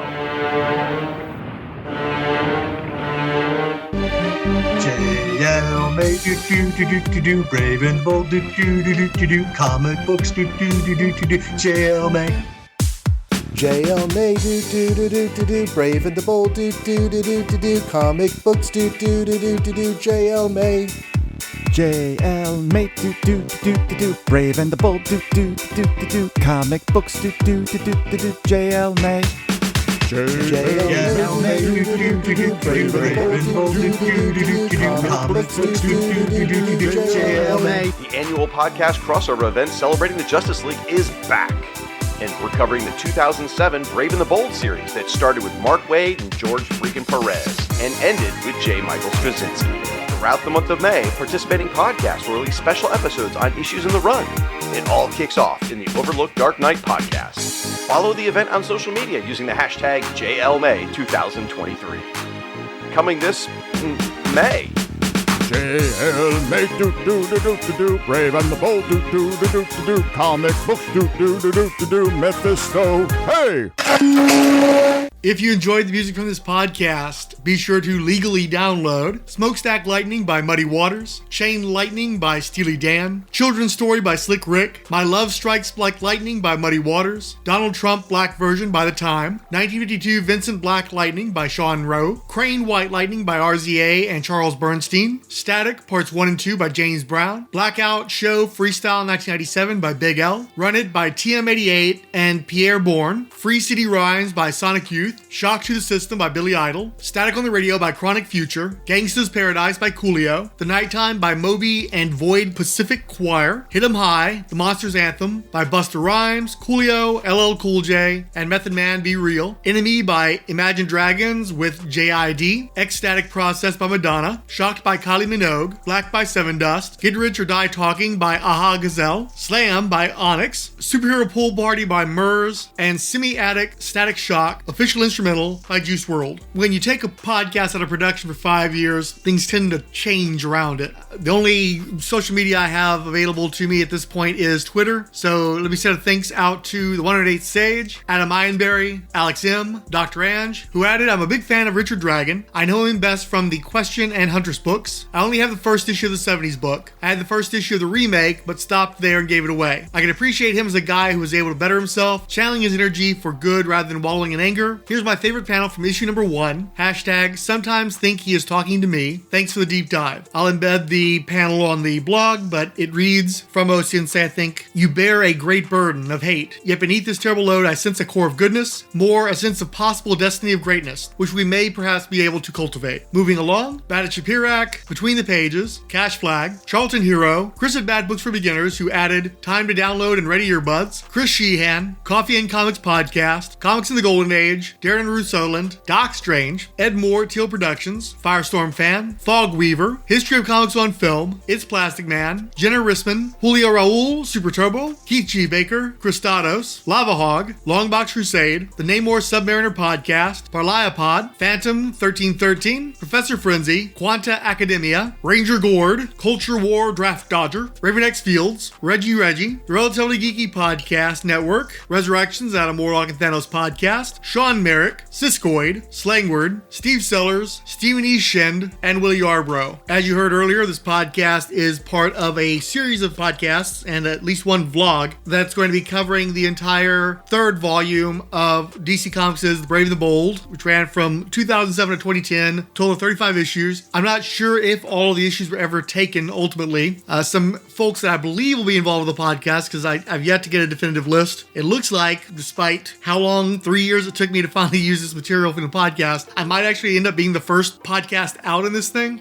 Anyway, some other folks that should be involved include The Overlooked Dark Knight, Dial F for Flanger, The Bat Pod, Legion Podcast, that's LEGIONPOD cast, The Legion Project, Teal Productions, The Right On Network, Fanholes Podcast, Justice Trek, Pop Culture Affidavit, Fortress of Baileytude, Longbox Crusade, Coffee and Comics Podcast, Married with Comics, Superman in Crisis, The Lantern Cast, The Podcast of Oa, Justice League International Bwahaha Podcast, Weird Warriors Podcast, Magazines and Monsters, Once Upon a Geek, and the Fire and Water Podcast, itself making a return after nearly 2 years. Also, you're not entirely done with me. I've got some more material involved with this crossover. Definitely DC Bloodlines. I'm not sure there'll be anything else beyond that, but I've got 2 more issues of Brave and the Bold featuring milestone characters and DC folks hosting them. We'll get around to that ASAP, certainly over the course of the month of May. And be sure to give all the other folks a listen. This program is a not-for-profit fan production. Any copyrighted materials within are believed covered under fair use, with no infringement intended against the rights holder. You may leave your comments on the DC Bloodlines blog.